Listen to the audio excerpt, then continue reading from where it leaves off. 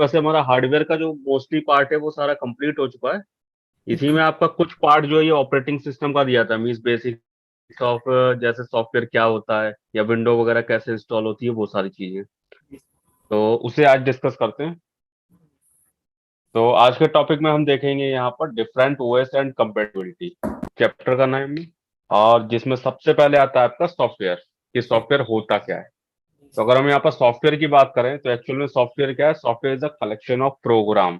Software क्या है? Collection of programme है या फिर ग्रुप ऑफ इंस्ट्रक्शंस है, जो कि किसी स्पेसिफिक वर्क को करने के लिए, स्पेसिफिक टास्क को करने के लिए बनाया गया है। मीन्स एक सिंपल यहाँ भी कह सकते हैं, जैसे प्रोग्राम वर्ड है, ये प्रोग्राम वर्ड का मतलब क्या है कि यहाँ पर ग्रुप ऑफ इंस्ट्रक्शंस, कोई भी सॉफ्टवेयर बनाया गया तो उसमें बहुत सारे जो है इंस्ट्रक्शंस दिए गए पहले से। जैसे आप कोई भी एग्जांपल ले सकते हो, जैसे आपने सपोज व्हाट्सएप का एग्जांपल लिया, व्हाट्सएप भी एक सॉफ्टवेयर है।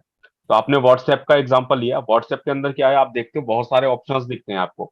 आपको स्टेटस का ऑप्शन आता है, या स्टेटस के अलावा आपको सेंड का ऑप्शन आता है, ऊपर सेटिंग का ऑप्शन आता है, प्रोफाइल का ऑप्शन आता है, बहुत सारे ऑप्शंस आते हैं। तो ये सारे ऑप्शंस आपको वहां कैसे शो हो रहे हैं? जब सॉफ्टवेयर को बनाया गया है तो सॉफ्टवेयर को बनाते टाइम क्या है, जैसा कि हमें पता है कि वहां पर किसी भी सॉफ्टवेयर को बनाने के लिए जो है प्रोग्रामिंग लैंग्वेज का यूज किया जाता है। Programming language. अब इस प्रोग्रामिंग लैंग्वेज से क्या किया जाता है, बहुत सारे कोड्स लिखे जाते हैं। मीन्स कोड में ये लिखा जाता है कि हाँ, यहाँ पर आपका स्टैंड बटन होना चाहिए, यहाँ पर स्टेटस होना चाहिए, यहाँ पर आपका प्रोफाइल का ऑप्शन होना चाहिए, और जो भी ऑप्शन है, तो वो सारे उस प्रोग्रामिंग लैंग्वेज से वहां पर रिटर्न किए जाते हैं। तो यही चीज क्या है कि बहुत सारे इंस्ट्रक्शंस मिलके, ऐसे बहुत सारे कोड्स मिलके आपका एक प्रोग्राम बनता है। और ऐसी कई प्रोग्राम मिलके जो है एक सॉफ्टवेयर बनता है। प्रोग्राम मतलब जो एक ऑप्शन आपको दिखता है वो क्या है? एक प्रोग्राम है। तो बहुत सारे ऐसे ही प्रोग्राम्स मिलके क्या एक सॉफ्टवेयर बनता है। आप कोई भी सॉफ्टवेयर का एग्जांपल ले सकते हो, आप गूगल क्रोम ले सकते हो, जैसे जूम भी देख रहे हो। जूम में आपको इतने सारे ऑप्शन दिख रहे हैं यहाँ पर कि आप वहां जाके मीटिंग ज्वाइन कर सकते हो, या फिर साथ में अभी मैं यहाँ पर वर्क कर रहा हूँ जूम पे, तो देखो मैं राइट भी कर पा रहा हूँ, या फिर मैं यहाँ पे ऑडियो को म्यूट कर सकता हूँ, वीडियो का ऑप्शन है, बहुत सारे ऑप्शन है। तो ये सारे क्या है, यहाँ पर डिफरेंट डिफरेंट प्रोग्राम को मिलाकर बनाएंगे। ठीक, तो इसे कहते हैं यहाँ पर सॉफ्टवेयर। अब अगर सॉफ्टवेयर के बाद यहाँ पर हम देखें तो सॉफ्टवेयर जो है वो दो तरीके के होते हैं। एक होता है आपका सिस्टम सॉफ्टवेयर, एक होता है आपका एप्लीकेशन सॉफ्टवेयर। तो सबसे पहले अगर सिस्टम सॉफ्टवेयर की बात करें, सिस्टम सॉफ्टवेयर एक्चुअल में क्या होता है? तो system software is also known as operating system. System software को ही ऑपरेटिंग सिस्टम कहा जाता है। तो ऑपरेटिंग सिस्टम एक्चुअल में क्या? Operating system act as an interface between user and computer. Operating system क्या करता है? यूजर और कंप्यूटर के बीच में एक इंटरफेस का वर्क करता है। मीन्स अगर आपको ये कंप्यूटर रन करना है और ये यूजर जो है वो इस कंप्यूटर को रन करना चाहता है, तो इसे रन करने के लिए क्या, यहाँ पर इस हार्डवेयर को चलाने के लिए जो यहाँ पर कोई ना कोई इसे सॉफ्टवेयर चाहिए, कोई ना कोई इंटरफेस चाहिए। जैसे मैं भी आपके साथ यहाँ वर्क कर रहा हूँ, तो इंटरफेस अगर यहाँ पे अवेलेबल ना हो, यहाँ पे मुझे ये स्लाइड का ऑप्शन या मेरी विंडो के ऑप्शन या सारे ऑप्शन ना दिखे, तो मैं यहाँ पे कुछ नहीं कर सकता। तो इसके लिए ये सारा मुझे जो इंटरफेस मिल रहा है वो कहाँ से मिल रहा है? ऑपरेटिंग सिस्टम से। ऑपरेटिंग सिस्टम डिफरेंट डिफरेंट हो सकते हैं, विंडोज हो सकता है, लिनक्स हो सकता है, मैक ओएस हो सकता है। लेकिन ये इंटरफेस मिल किस तरह? मुझे ऑपरेटिंग सिस्टम से। राइट, तो ऑपरेटिंग सिस्टम भी क्या है? एक टाइप का आपका सिस्टम सॉफ्टवेयर है। System software. ठीक, अब कोई भी ऑपरेटिंग सिस्टम जो बना होता है, ऑपरेटिंग सिस्टम दो पार्ट से मिलकर बनता है। कोई भी अगर हम ऑपरेटिंग सिस्टम की बात करें यहाँ पर, तो ऑपरेटिंग सिस्टम दो पार्ट से मिलकर बनता है, जिसमें पहला पार्ट होता है कर्नल, और प्लस होता है आपकी यूटिलिटी। यूटिलिटी मतलब आपके जो सॉफ्टवेयर है,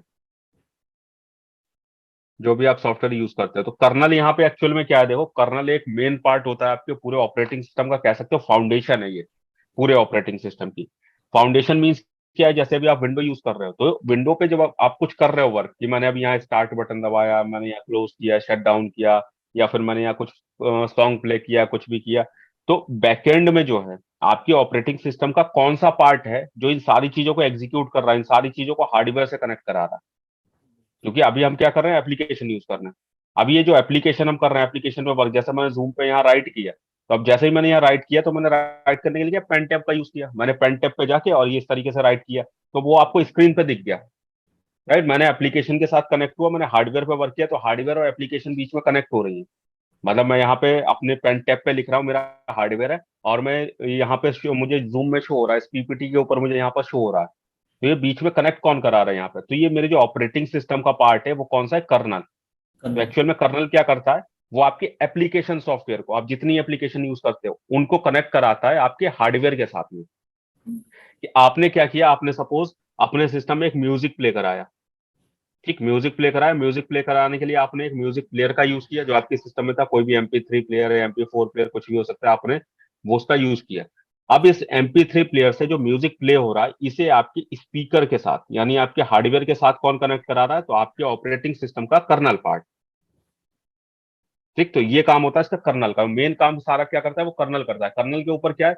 आपकी यूटिलिटीज यूज होती है। यूटिलिटीज मतलब आप डिफरेंट डिफरेंट यहाँ पर एप्लीकेशन, जो जो सारे ऑपरेटिंग सिस्टम है, इसमें मेन फर्क क्या है? जैसे ठीक है, विंडो का तो चलो ये क्या है कि विंडो प्रोप्राइटरी ऑपरेटिंग सिस्टम है, तो विंडो का सिर्फ आपको एक ही विंडो दिखता है, अलग से नहीं दिखते। बट लिनक्स में जैसा हमने बात किया था कि लिनक्स के डिफरेंट डिफरेंट आपके ऑपरेटिंग सिस्टम है, तो लिनक्स एक्चुअल में क्या है? लिनक्स जो है वो एक कर्नल है, सिर्फ कर्नल, ये ऑपरेटिंग सिस्टम नहीं है कंप्लीट। ओके। लिनक्स क्या कर्नल है? अब कर्नल मीन्स क्या है? यहाँ पर लिनक्स को जो बनाया था वो एक लिनस टोरवाल्ड नाम के कंप्यूटर स्टूडेंट थे जिन्होंने बनाया था 1991 में। इन्होंने बनाया कर्नल, और ठीक है, इन्होंने इसे ओपन सोर्स कर दिया। ओपन सोर्स मीन मतलब क्या है कि इसके जो सोर्स कोड है वो फ्रीली अवेलेबल है इंटरनेट पे। मतलब इंटरनेट पे आप जाके अगर इसके सोर्स कोड चाहते हो, यानी जो कोड लिखे हुए हैं, क्योंकि पूरा कर्नल जो लिखा है वो किसमें? कोड में लिखा हुआ है, जो प्रोग्रामिंग लैंग्वेज के कोड है, अगर वो हमें कोड मिल जाए तो समझ लो हम पूरा ऑपरेटिंग सिस्टम मिल गया। तो वो जो कोड है लिनक्स के, वो इंटरनेट पे अवेलेबल है, आप आसानी से जाके उसे यूज कर सकते हो। वहां पे कर्नल.org वेबसाइट है, वहां पे मिल जाते हैं सारे कोड। कर्नल.org, और यहाँ पे लिनक्स के कोड। हाँ, अब इन्हीं कोड्स का यूज करके क्या किया गया? जो डिफरेंट डिफरेंट कंपनीज हैं, उन्होंने अपने अपने लिनक्स के वर्जन बनाए, अपने अपने लिनक्स के डिस्ट्रीब्यूशन बनाए। तो इस समय जो है लिनक्स के लगभग आपके 600 प्लस ऑपरेटिंग सिस्टम अवेलेबल है। मतलब आपकी 600 टाइप की लिनक्स अवेलेबल है। तो ये 600 टाइप की लिनक्स है कैसे? क्योंकि इनके क्लोज ओपन सोर्स है, मतलब सोर्स कोड मिल गया। हाँ, सभी कंपनियों ने अलग अलग बनाया, जैसे रेड हैट है, रेड हैट ने बना लिया। काली लिनक्स है, उबंटू है, फेडोरा है, सेंटोस है, बैकट्रैक है, मैंड्रिवा है। तो ऐसे बहुत सारे 600 टाइप के लिनक्स है। तो इन सारी कंपनियों ने अपने अपने बनाए। आप चाहो तो आप अपना ऑपरेटिंग सिस्टम बना सकते हो। अगर आप डेवलपर हो, आपको प्रोग्रामिंग लैंग्वेज आती है, आप ये कोड उठा के कोई भी बना सकता है। ओके। जैसे आप इंडियन लिनक्स की बात करो तो इंडिया की एक गरुणा लिनक्स नाम से है, ये इंडियन ने बनाई हुई है, गरुणा लिनक्स। और एक है बॉस लिनक्स। तो ये दो लिनक्स हैं जो कि इंडियन ने बनाई हुई है, तो कोई भी इसे बना सकता है। ठीक, तो इसी तरीके से यहाँ पे क्या हो रहा है? ये सब कर्नल को एडिट कर रहा है। तो एक्चुअल में सब में डिफरेंस क्या है? जो आपकी काली लिनक्स है, उबंटू, फेडोरा, रेड हैट, इतनी सारी अलग अलग लिनक्स है, इनमें फर्क है। एंड्रॉइड भी आपका एक लिनक्स का ही है। तो इन सब में मेन फर्क क्या है? इसकी एप्लीकेशन का। बैकएंड में जो कर्नल है वो सब में सेम है, क्योंकि सब में लिनक्स का कर्नल है, सब में सेम है जितने लिनक्स है। फाउंडेशन जो है वो सबकी सेम। बट ऊपर का जो पार्ट है, यानी ऊपर जो एप्लीकेशन है, वो सबकी अलग अलग है। जैसे रेड हैट पे देखोगे तो आपको अलग अलग एप्लीकेशन मिलेंगी सर्वर लेवल पे काम करने की। काली लिनक्स में देखोगे तो सारी वहाँ एथिकल हैकिंग से रिलेटेड पेनिट्रेशन टेस्टिंग वगैरह, हैकिंग वगैरह की सारी एप्लीकेशन मिलेगी। उबंटू में जाते हो तो आपके होम यूज के लिए सारी एप्लीकेशन मिलती है। एंड्रॉइड में जाते हो तो आपने देखी एंड्रॉइड में जो भी आपकी एप्लीकेशन जो एक मोबाइल यूजर के लिए चाहिए, वो सारी मिलती है वहां पे। तो इनमें मेन फर्क क्या है? सारी यूटिलिटीज का, मतलब कर्नल पार्ट बैकएंड में फाउंडेशन है, ऊपर से यूटिलिटीज जो है ये सब में डिफरेंट डिफरेंट होती है। और तो मोबाइल में भी कर्नल जो होता है उसी की ऊपर जो ऑपरेटिंग सिस्टम होता है उसी से चलता है मोबाइल। हाँ, मतलब मोबाइल में भी जो एंड्रॉइड दिख रहा है, एंड्रॉइड भी क्या है? एक ऑपरेटिंग सिस्टम है। अब इस ऑपरेटिंग सिस्टम में क्या हुआ है? यहाँ पर आपका जो कर्नल है वो लिनक्स का कर्नल है, कर्नल लिनक्स है। और जो एप्लीकेशन है वो आपके गूगल की है। मतलब एंड्रॉइड किसने बनाया? गूगल ने बनाया। तो इन्होंने, गूगल ने अपनी जो यहाँ पर एप्लीकेशन है वो रखी हुई है। प्लस थर्ड पार्टी का सपोर्ट दिया कि आप अलग से भी चाहो तो वो डाउनलोड इंस्टॉल कर सकते हो, जैसे व्हाट्सएप वगैरह ये सारी। तो वो चीज यहाँ पे आपका एंड्रॉइड काम कर रहा है। तो कहने का मतलब क्या, मैं एक ऑपरेटिंग सिस्टम को बता रहा हूँ। ऑपरेटिंग सिस्टम मतलब क्या है? Kernel plus utility. हम्म। ठीक, बताओ इतना। Right sir. ठीक है। देन यहाँ पर देखें, नेक्स्ट आता है सेकंड टाइप, एप्लीकेशन सॉफ्टवेयर। तो एप्लीकेशन सॉफ्टवेयर क्या है? Application software is any program, कोई भी प्रोग्राम हो सकता है या ग्रुप ऑफ प्रोग्राम हो सकता है, जो कि जो डिजाइन किया गया है वो एंड यूजर के लिए किया गया है। एंड यूजर मतलब यूजर के लिए बनाई है कि वो यूज करे। जैसा भी बीच में जो सिस्टम सॉफ्टवेयर था वो यूजर के लिए नहीं था। वो यूजर क्या है? आप इंटरेक्ट करते हो, बट वहां पे वो वर्क क्या करता है? वो आपके एप्लीकेशन सॉफ्टवेयर को आपके हार्डवेयर के साथ कनेक्ट कराता है, जो सिस्टम सॉफ्टवेयर है। तो उसका यूज किसके लिए? एप्लीकेशन और हार्डवेयर के बीच में काम कर रहा है वो। अब एप्लीकेशन क्या है? इसे आप डायरेक्टली यूज करते हो। जैसे मैं भी जूम चला रहा हूँ तो मैं डायरेक्टली जूम रन कर रहा हूँ। इससे सिस्टम को, हार्डवेयर को मतलब नहीं है। ठीक है, इसके आगे जाके ये वहां पे आपका जो भी इनपुट है वो भेजेगा, बट मैं डायरेक्ट वर्क किस पे कर रहा हूँ? एप्लीकेशन पे। पीपीटी चला रहा हूँ मैं, या और भी कोई एप्लीकेशन है वो चला रहा हूँ, व्हाट्सएप चला रहे हो आप या फेसबुक चला रहे हो आप, सारी एप्लीकेशन, तो वो किसके लिए बनाएंगे? एंड यूजर के लिए। Plus application software also called and user program, इसे एंड यूजर प्रोग्राम भी कहते हैं। इसके अंदर डिफरेंट डिफरेंट टाइप की एप्लीकेशन आती हैं, जैसे आपकी कोई डेटाबेस प्रोग्राम हो सकते हैं, कोई वर्ड प्रोसेसर हो सकते हैं, एमएस वर्ड वगैरह, एमएस पावर पॉइंट वगैरह, वेब ब्राउजर हो सकते हैं, गूगल क्रोम, माइक्रोसॉफ्ट एज, या आपकी स्प्रेडशीट हो सकती है, मतलब आपका जो एमएस एक्सेल वगैरह है, जी। तो वो सारे इसके अंडर में आते हैं। मीन्स या और भी बाकी कह सकते हो जितने भी एप्लीकेशन सॉफ्टवेयर, मतलब जो भी आप सॉफ्टवेयर देखते हो वो सारे क्या है? Application software. Application software. या ठीक, इसके बाद आता है आपका फंक्शंस ऑफ ऑपरेटिंग सिस्टम, मतलब ऑपरेटिंग सिस्टम के फंक्शन क्या क्या है, ऑपरेटिंग सिस्टम के काम क्या क्या है। तो एक्चुअल में ऑपरेटिंग सिस्टम के काम क्या क्या है? इसका डिवाइस मैनेजमेंट, जो भी डिवाइस मैनेज होती है वो सारी ऑपरेटिंग सिस्टम मैनेज करता है। आपके सिस्टम में जितनी भी डिवाइस लगी हुई है, चाहे वो आपका कीबोर्ड हो, माउस हो, आपका स्पीकर हो, माइक हो, जो भी हो। मेमोरी एंड फाइल मैनेजमेंट, सारी मेमोरी को, आपके रैम हो, हार्ड डिस्क को, उसको मैनेज करता है, और साथ में फाइल वगैरह जितनी भी आपने फाइल वगैरह, जैसे मेरी पावर पॉइंट फाइल या और कुछ भी है, तो फाइल वगैरह सबको मैनेज करता है। प्लस प्रोसेस मैनेजमेंट, जितनी भी प्रोसेस चल रही है, जब आप सिस्टम पे वर्क कर रहे होते हो तो बैकग्राउंड में बहुत सारी प्रोसेस रन हो रही होती है इस सारे सिस्टम को चलाने के लिए। अभी जैसे यहाँ पर जो है हमें दिख रहा है कि ठीक है, मैं दो तीन एप्लीकेशन यहाँ ओपन की हुई है, जूम की है, पावर पॉइंट की है, और एक आध और एप्लीकेशन यूज की हुई है, लेकिन बैकग्राउंड में क्या प्रोसेस बहुत सारी चल रही है। आपको जो ग्राफिक्स भी दिख रहा है ना, वो ग्राफिक्स के लिए बैकग्राउंड में प्रोसेस चल रही है। फिर है यहाँ पर यूजर एप्लीकेशन प्रोग्राम मैनेजमेंट, यानी यूजर एप्लीकेशन जो आप मैनेज कर रहे हो उसके प्रोग्राम को मैनेज करने का, जैसे अभी जो जूम वगैरह का, इसे भी मैनेज कौन करना है? आपका operating system.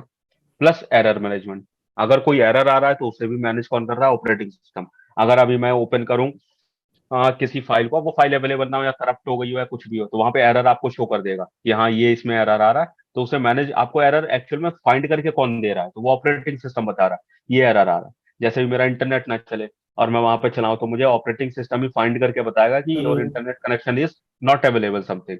Hello. Hello. Yes. हाँ सर, वॉइस चली गई थी। अच्छा, वॉइस चली गई थी। अभी ठीक आ है, गई। अभी आती। ठीक है। जी।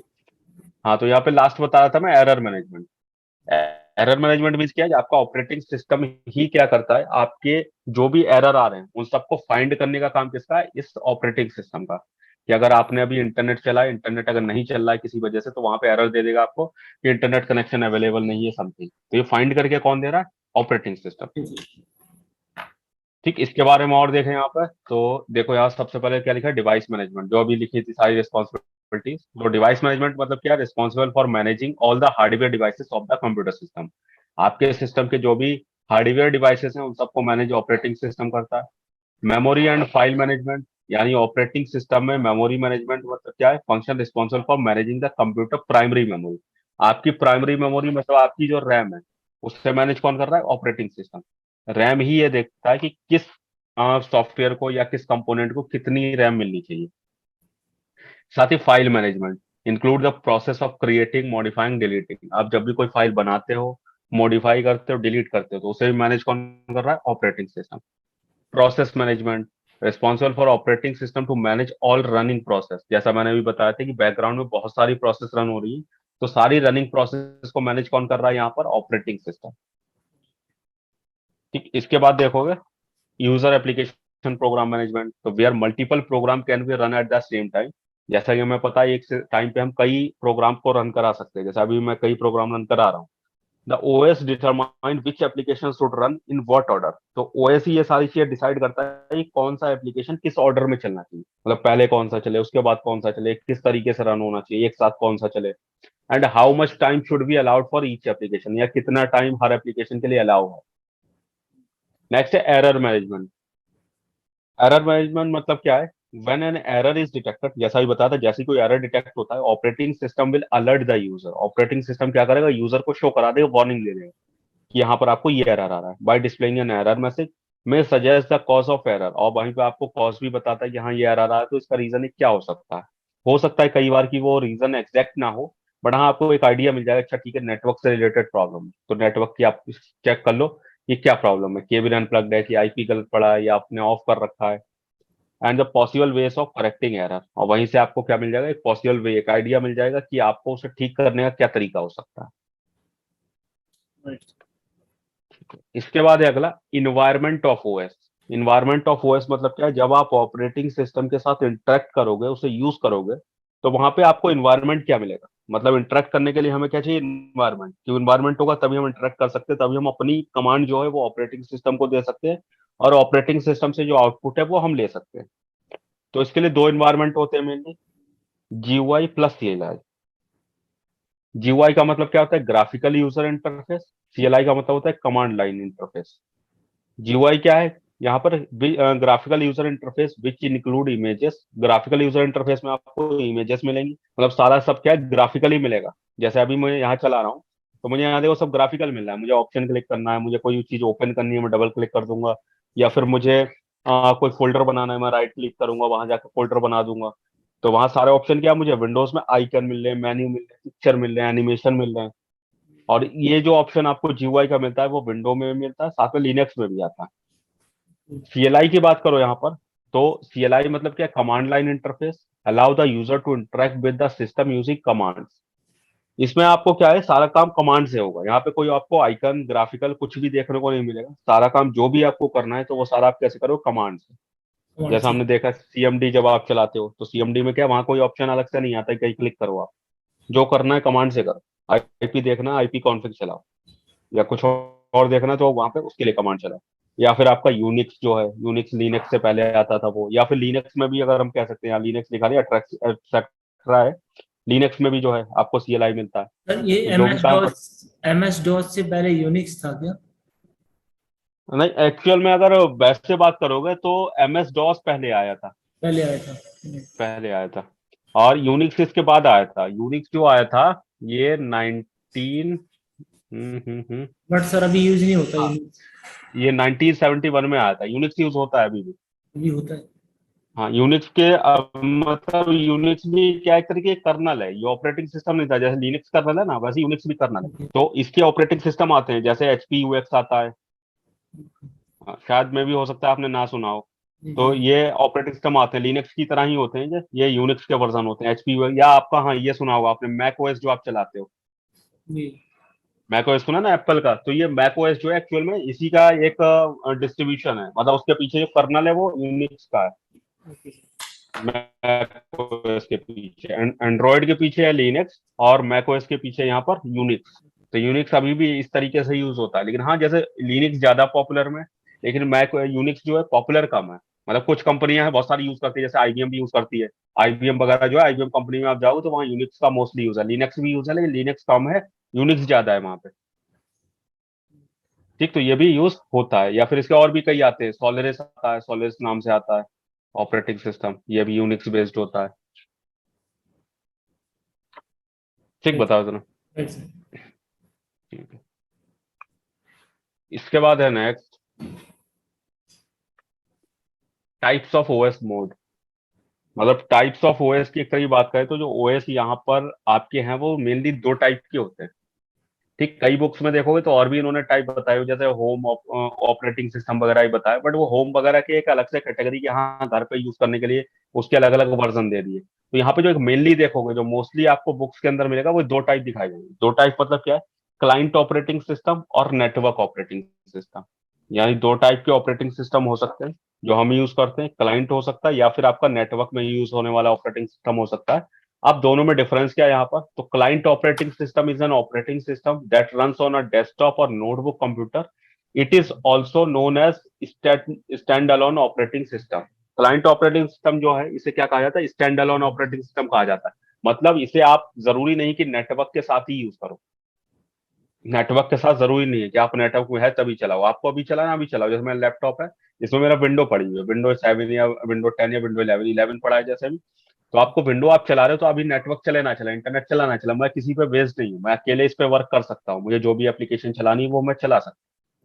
दूसरे जो नेटवर्क ऑपरेटिंग सिस्टम आते हैं, इनमें क्या होता है, is an operating system design to support are network. ये नेटवर्क को सपोर्ट करने के लिए बनाए जाते हैं। It enables various computer connected to the network to share resources such as data file devices. जिनका काम क्या होता है, नेटवर्क के अंदर रिसोर्सेज को शेयर करना, जैसे डेटा फाइल डिवाइसेज, जो सर्वर बेस्ड ऑपरेटिंग सिस्टम होते हैं। सर्वर बेस्ड ऑपरेटिंग सिस्टम मतलब क्या, जैसे विंडो है, विंडो का सर्वर 2018, तो सॉरी 2012, 2008 और भी वर्जन आते हैं, 2016, 2019, 2022 भी आ चुका है सर्वर का, या लिनक्स जो है। अब इनका मेन काम क्या है, जैसे सर्वर है, आपने अगर अकेले सर्वर लगा के आप बैठोगे और नेटवर्क नहीं है तो सर्वर पे करोगे क्या? तो सर्वर पे अलग से करने के लिए इतना इंटरेक्टिव वे नहीं होता कि आप यहाँ इस तरीके का काम करो, होगा ठीक है, आप वहां भी ये पीपीटी वगैरह चला सकते हो। बट एक होता है ना कि जो चीज जिस वर्क के लिए बनाई, जैसे अभी आपको कहीं राइड पे जाना हो तो आपके लिए कार बनाई गई है कि आप कार पे जाओ और कार पे आप कहीं भी जा रहे हो, ठीक है, दैट्स हो गया। अब वही चीज आप ट्रक पे जाओ, ट्रक भी ठीक है, ट्रक भी चलता है, ट्रक से भी आप जा सकते हो कहीं। बट एक क्या ट्रक बनाया गया आपको कि वो लोड के लिए, आपको सपोर्ट करने के लिए, जब आपको वहां लोड वगैरह या वैसे एक ट्रांसपोर्ट वर्क करना हो उस टाइप का, तो उसके लिए बनाया गया है। कार बनाई गई कि हाँ आपको जब कोई घूमने जाना है तो ठीक है, आप उस पर्पज से जा सकते हो।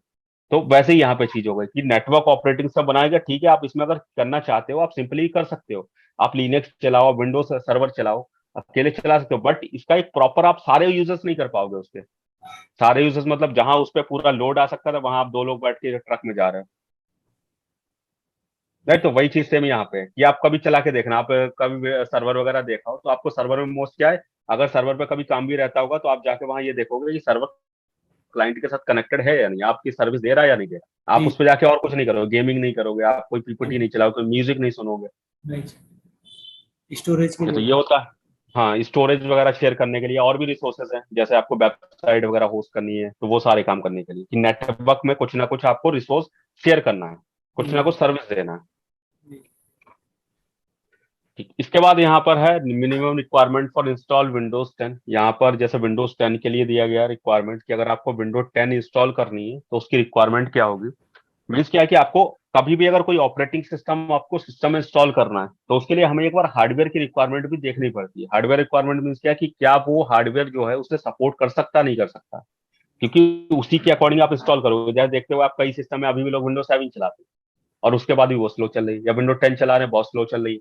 तो वो सारी चीजें क्यों, क्योंकि वहां पे आप रिक्वायरमेंट देखोगे। जैसे मैंने अभी एग्जांपल आपको कार और ट्रक का दिया था, अगर आपको बहुत सारा सामान रखना है तो आपको कार में नहीं आएगा, तो आपको कुछ बड़ा व्हीकल चाहिए। तो जी। वैसे ही यहाँ पे अगर आपको विंडोज 10 चलानी है तो क्या क्या आपके सिस्टम में होना चाहिए। तो यहाँ पर जो मैंने रिक्वायरमेंट लिखी है मिनिमम रिक्वायरमेंट है, इससे अगर कम होता है तो आप सिस्टम में इंस्टॉल नहीं कर सकते। प्रोसेसर जो यहाँ पर है वो है आपका 1 गीगाहर्ट्ज का, या फिर उससे ज्यादा हो सकता है, कम नहीं हो सकता। अगर 1 गीगाहर्ट्ज से कम का प्रोसेसर है तो विंडो 10 इंस्टॉल ही नहीं होगी, आपको बीच में ही एरर दे देगा। राइट। इतने पर इंस्टॉल होगी, ये मिनिमम है, मतलब इतने पर भी स्लो चलेगा, लेकिन हाँ चल जाएगा, लेकिन इससे कम पे इंस्टॉल ही नहीं होगा। रैम अगर आपको चाहिए तो रैम यहाँ पर जो है आपके 1 GB 32 बिट के लिए, और 2 GB 64 बिट के लिए। अच्छा, ये 32 बिट ऑपरेटिंग सिस्टम और 64 बिट देखा है? हाँ जी, देखा है सर। सॉरी, देखा है सर। देखा है, ठीक है। क्या डिफरेंस होता है? सर 32 में ये रहता है कि जो हमारे पुराने लैपटॉप के जो जिनकी हम्म। कॉन्फ़िगरेशन लो होती है हम्म। तो में सपोर्ट नहीं करता है, और बाकी 64 जो होता है लेटेस्ट अभी रैम प्रोसेसर, तो उसमें हम इंस्टॉल कर सकते हैं 64 बिट में विंडो 10। ठीक है। हाँ, थोड़ा सा ये भी कह सकते हैं, बट और थोड़ा सा अगर हम देखें थोड़ा डीप में जाके कि हाँ एक्चुअल में इसका मीन क्या है 32 बिट या 64 बिट। तो इसका मीन क्या होता है, आपका जो हार्डवेयर होता है, अगर याद हो हमने प्रोसेसर जब पढ़ा था वहां पे पढ़े थे, प्रोसेसर भी दो टाइप के आते हैं आपके, 32 बिट का आता है और 64 बिट का भी आता है। ठीक है, ये जो प्रोसेसर आते हैं दो टाइप के, तो ये हो गया कि हमारा हार्डवेयर 32 बिट का है। अब प्रोसेसर जब आपका 32 बिट का है, मतलब ये फिर किस तरीके से काम करता है कि 32 बिट पे अगर आपको सॉफ्टवेयर चलाना है, मतलब ऑपरेटिंग सिस्टम चलाना है, तो वो सिर्फ 32 बिट ही चलेगा। 32 बिट पे आप 64 बिट का ऑपरेटिंग सिस्टम नहीं इंस्टॉल कर सकते। 64 बिट पे आपका 32 बिट भी चल जाएगा और 64 बिट भी चलेगा, दोनों चला सकते हो आप। अब अभी 32 बिट का कोई प्रोसेसर नहीं आता मार्केट में, सारे बंद हो चुके हैं। अभी जो भी आते हैं वो 64 बिट ही आते हैं। मतलब अब हमारे पास दोनों ऑप्शन है, हम 32 बिट भी चला सकते हैं, 64 बिट भी चला सकते हैं। अब अगर मैं यहाँ पे, ये कट क्यों हो गया? ठीक, अब अगर मैं यहाँ पे क्या करता हूँ, अब मैं यहाँ पर अगर 32 बिट का चलाता हूँ जी। तो क्या होगा, आपके प्रोसेसर पे जो डेटा जाता है वो क्या जाएगा, आपका डेटा 32 बिट के छोटे छोटे पैकेट में जाएगा। छोटे छोटे पैकेट का मतलब क्या कि अभी सपोज आपके एक जो फाइल है वो है 10 MB की फाइल है। ठीक, तो जब प्रोसेसर इसे प्रोसेस करेगा तो प्रोसेस करते टाइम आपके 10 MB की जो फाइल है इसके छोटे छोटे पैकेट बन के जाएंगे 32 बिट के, 32 फिर 32 फिर 32। तो इसे प्रोसेसर वन बाई वन जो है वो प्रोसेस करे। हम्म, मतलब मान लेते हैं कि एग्जांपल काउंट नहीं कर रहा मैं, मान लेते हैं कि 10 MB के जो है आपके लगभग 100 पैकेट बने। हम्म, ठीक, यानी डेटा आपका क्या 100 बार में प्रोसेस हुआ वहां पे वन बाई वन। जैसे होता है ना कि हम सपोज कुछ खा रहे हैं तो हमने किसी उसके कई पीसेस कर लिए। जैसे आप पिज्जा खा रहे हो, पिज्जा के आपने क्या किया 4 पीस या 8 पीस कर लिए। तो आपने उसे क्या है 4 पीस या 8 या और भी मान लो तो आपने उसके और भी ज्यादा बाइट कर लिए, आपने उसे 10 बाइट में खाया। तो वो चीज क्या हो गई आपका कि आपने एक ही चीज थी वो पूरी, बट उसके छोटे छोटे पीसेस करके आपने उसे प्रोसेस किया। आपने पूरा पिज्जा खाया लेकिन उसे क्या छोटे छोटे पीसेस में। वैसे ही यहाँ डेटा आपका पूरा प्रोसेस होगा 10 MB है पूरा, बट उसके क्या पीसेस अब 100 है, मतलब 100 बार में लेगा। थोड़ा टाइम मान लेते हैं कि इसमें लग रहा है आपको 10 सेकंड का टाइम मान लेते हैं। अब यही क्या करो आप 64 बिट पे आओ। 64 बिट में क्या होगा, ये जो छोटे छोटे पैकेट हैं, अब 10 MB के पैकेट कितने बनेंगे 64 बिट, 64 बिट के। यानी यहाँ जो 100 बन रहे थे, अब अगर वैसे कैलकुलेशन करें तो कितने हो जाएंगे, इसके हाफ हो जाएंगे क्यों 64 बिट है, तो हम्म, 50 बनेंगे। मतलब अब इसे जो है प्रोसेस करने में 50 बार में ये प्रोसेस कर देगा। मतलब जो 10 सेकंड लग रहा था वो 5 सेकंड में हो जाएगा। ठीक, यानी उससे हाफ में हो जाएगा। तो हम्म, वही चीज यहाँ पे हो रही है कि आपका जो 32 बिट है वो क्या करता है कि वो आपके पैकेट छोटे छोटे जाते हैं, इसलिए इसमें थोड़ा टाइम ज्यादा लेता है। बट हम्म, हाँ, ये जो हम कहते हैं कि हमारे पास अगर सिस्टम में रिसोर्सेस कम है, तो रिसोर्सेस कम है तब भी चल जाएगा। तो रिसोर्सेस कम मतलब क्या है कि अगर रिसोर्सेस कम, जैसे 32 बिट जा रहा है, ठीक है, हमारा ऑपरेटिंग सिस्टम थोड़ा स्लो चलेगा, हमें परफॉर्मेंस थोड़ी कम मिलेगी, बट फिर ये रिसोर्सेस भी कम लेगा, लोड भी कम लेगा। क्योंकि अब आपके प्रोसेसर लोड कितना जा रहा है, सिर्फ 32 बिट जा रहा है एक बार में। तो उसे क्या है कम मेहनत करनी पड़ेगी। या फिर रैम भी जो है आ रही है, जिस समय रैम से जब होके जाएगा, तो रैम हमने जैसे पढ़ा इनपुट जाता है, फिर रैम जाता है, फिर प्रोसेसर जाता है। तो जब रैम से होके जा रहा है तो वो क्या 32 बिट के पीसेस में जा रहा है, मतलब उस रैम पे भी लोड कम जा रहा है। तो इसलिए हम कहते हैं कि हाँ, सिस्टम में अगर रिसोर्सेज कम है तो आप 32 बिट का चला लो। बट वैसे एक्चुअल में मीन ही है, अगर रिसोर्सेज आपके पास प्रॉपर हैं तो कभी 32 बिट का मत चलाओ, क्योंकि वहां स्पीड आपको कम मिलेगी। अगर कम है रिसोर्सेज, रैम कम है, हार्ड डिस्क कम है, तो ठीक है, दैट्स ओके, आप चला सकते हो। सर 32 ठीक, बिट्स। बताओ ये चीज क्लियर। हाँ जी सर, स्लो स्लो चलता है और हैंग भी बहुत होता है। हाँ, वही चीज बताए ना, 32 बिट जब पैकेट छोटे छोटे जाएंगे तो वो ज्यादा टाइम में एक ही चीज को प्रोसेस करेगा।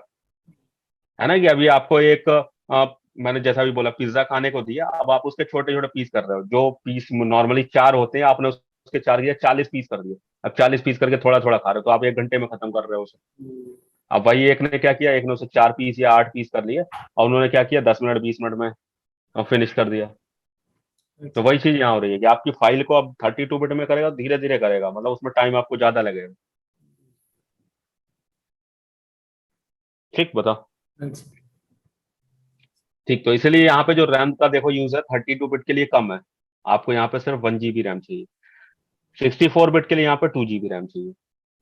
अब हार्ड डिस्क स्पेस की बात करें तो हार्ड डिस्क स्पेस में 32 बिट के लिए आपको मिनिमम 16 GB चाहिए। हार्ड डिस्क 16 GB होनी चाहिए फ्री, तो आप ये इंस्टॉल कर सकते हो। हम्म, 64 बिट करना है तो 20 GB फ्री होनी चाहिए। फिर आता है ग्राफिक कार्ड।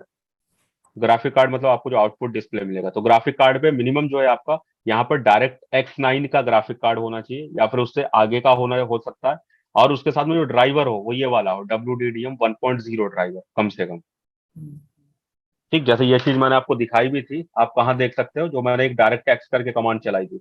जैसे मैं अगेन शेयर करता हूँ। ठीक, यहाँ पे देखो जो मैंने कमांड बताई थी ना डायरेक्ट एक्स करके, यहाँ पे DXDI या AG जो कमांड थी ये, इस कमांड में आप जब देखते हो तो यहाँ पे आपको ये दिखता है कि आपके सिस्टम में कौन सा ड्राइवर है और कौन सा ग्राफिक कार्ड है। सर सो नहीं हो रहा। अभी आ रहा होगा, आ रहा है ना। जी जी। ठीक, तो यहाँ पे देखो मेरे सिस्टम में कौन सा है, यहाँ पे डायरेक्ट X12 है। सर कमांड का दिख नाम रहा है क्या?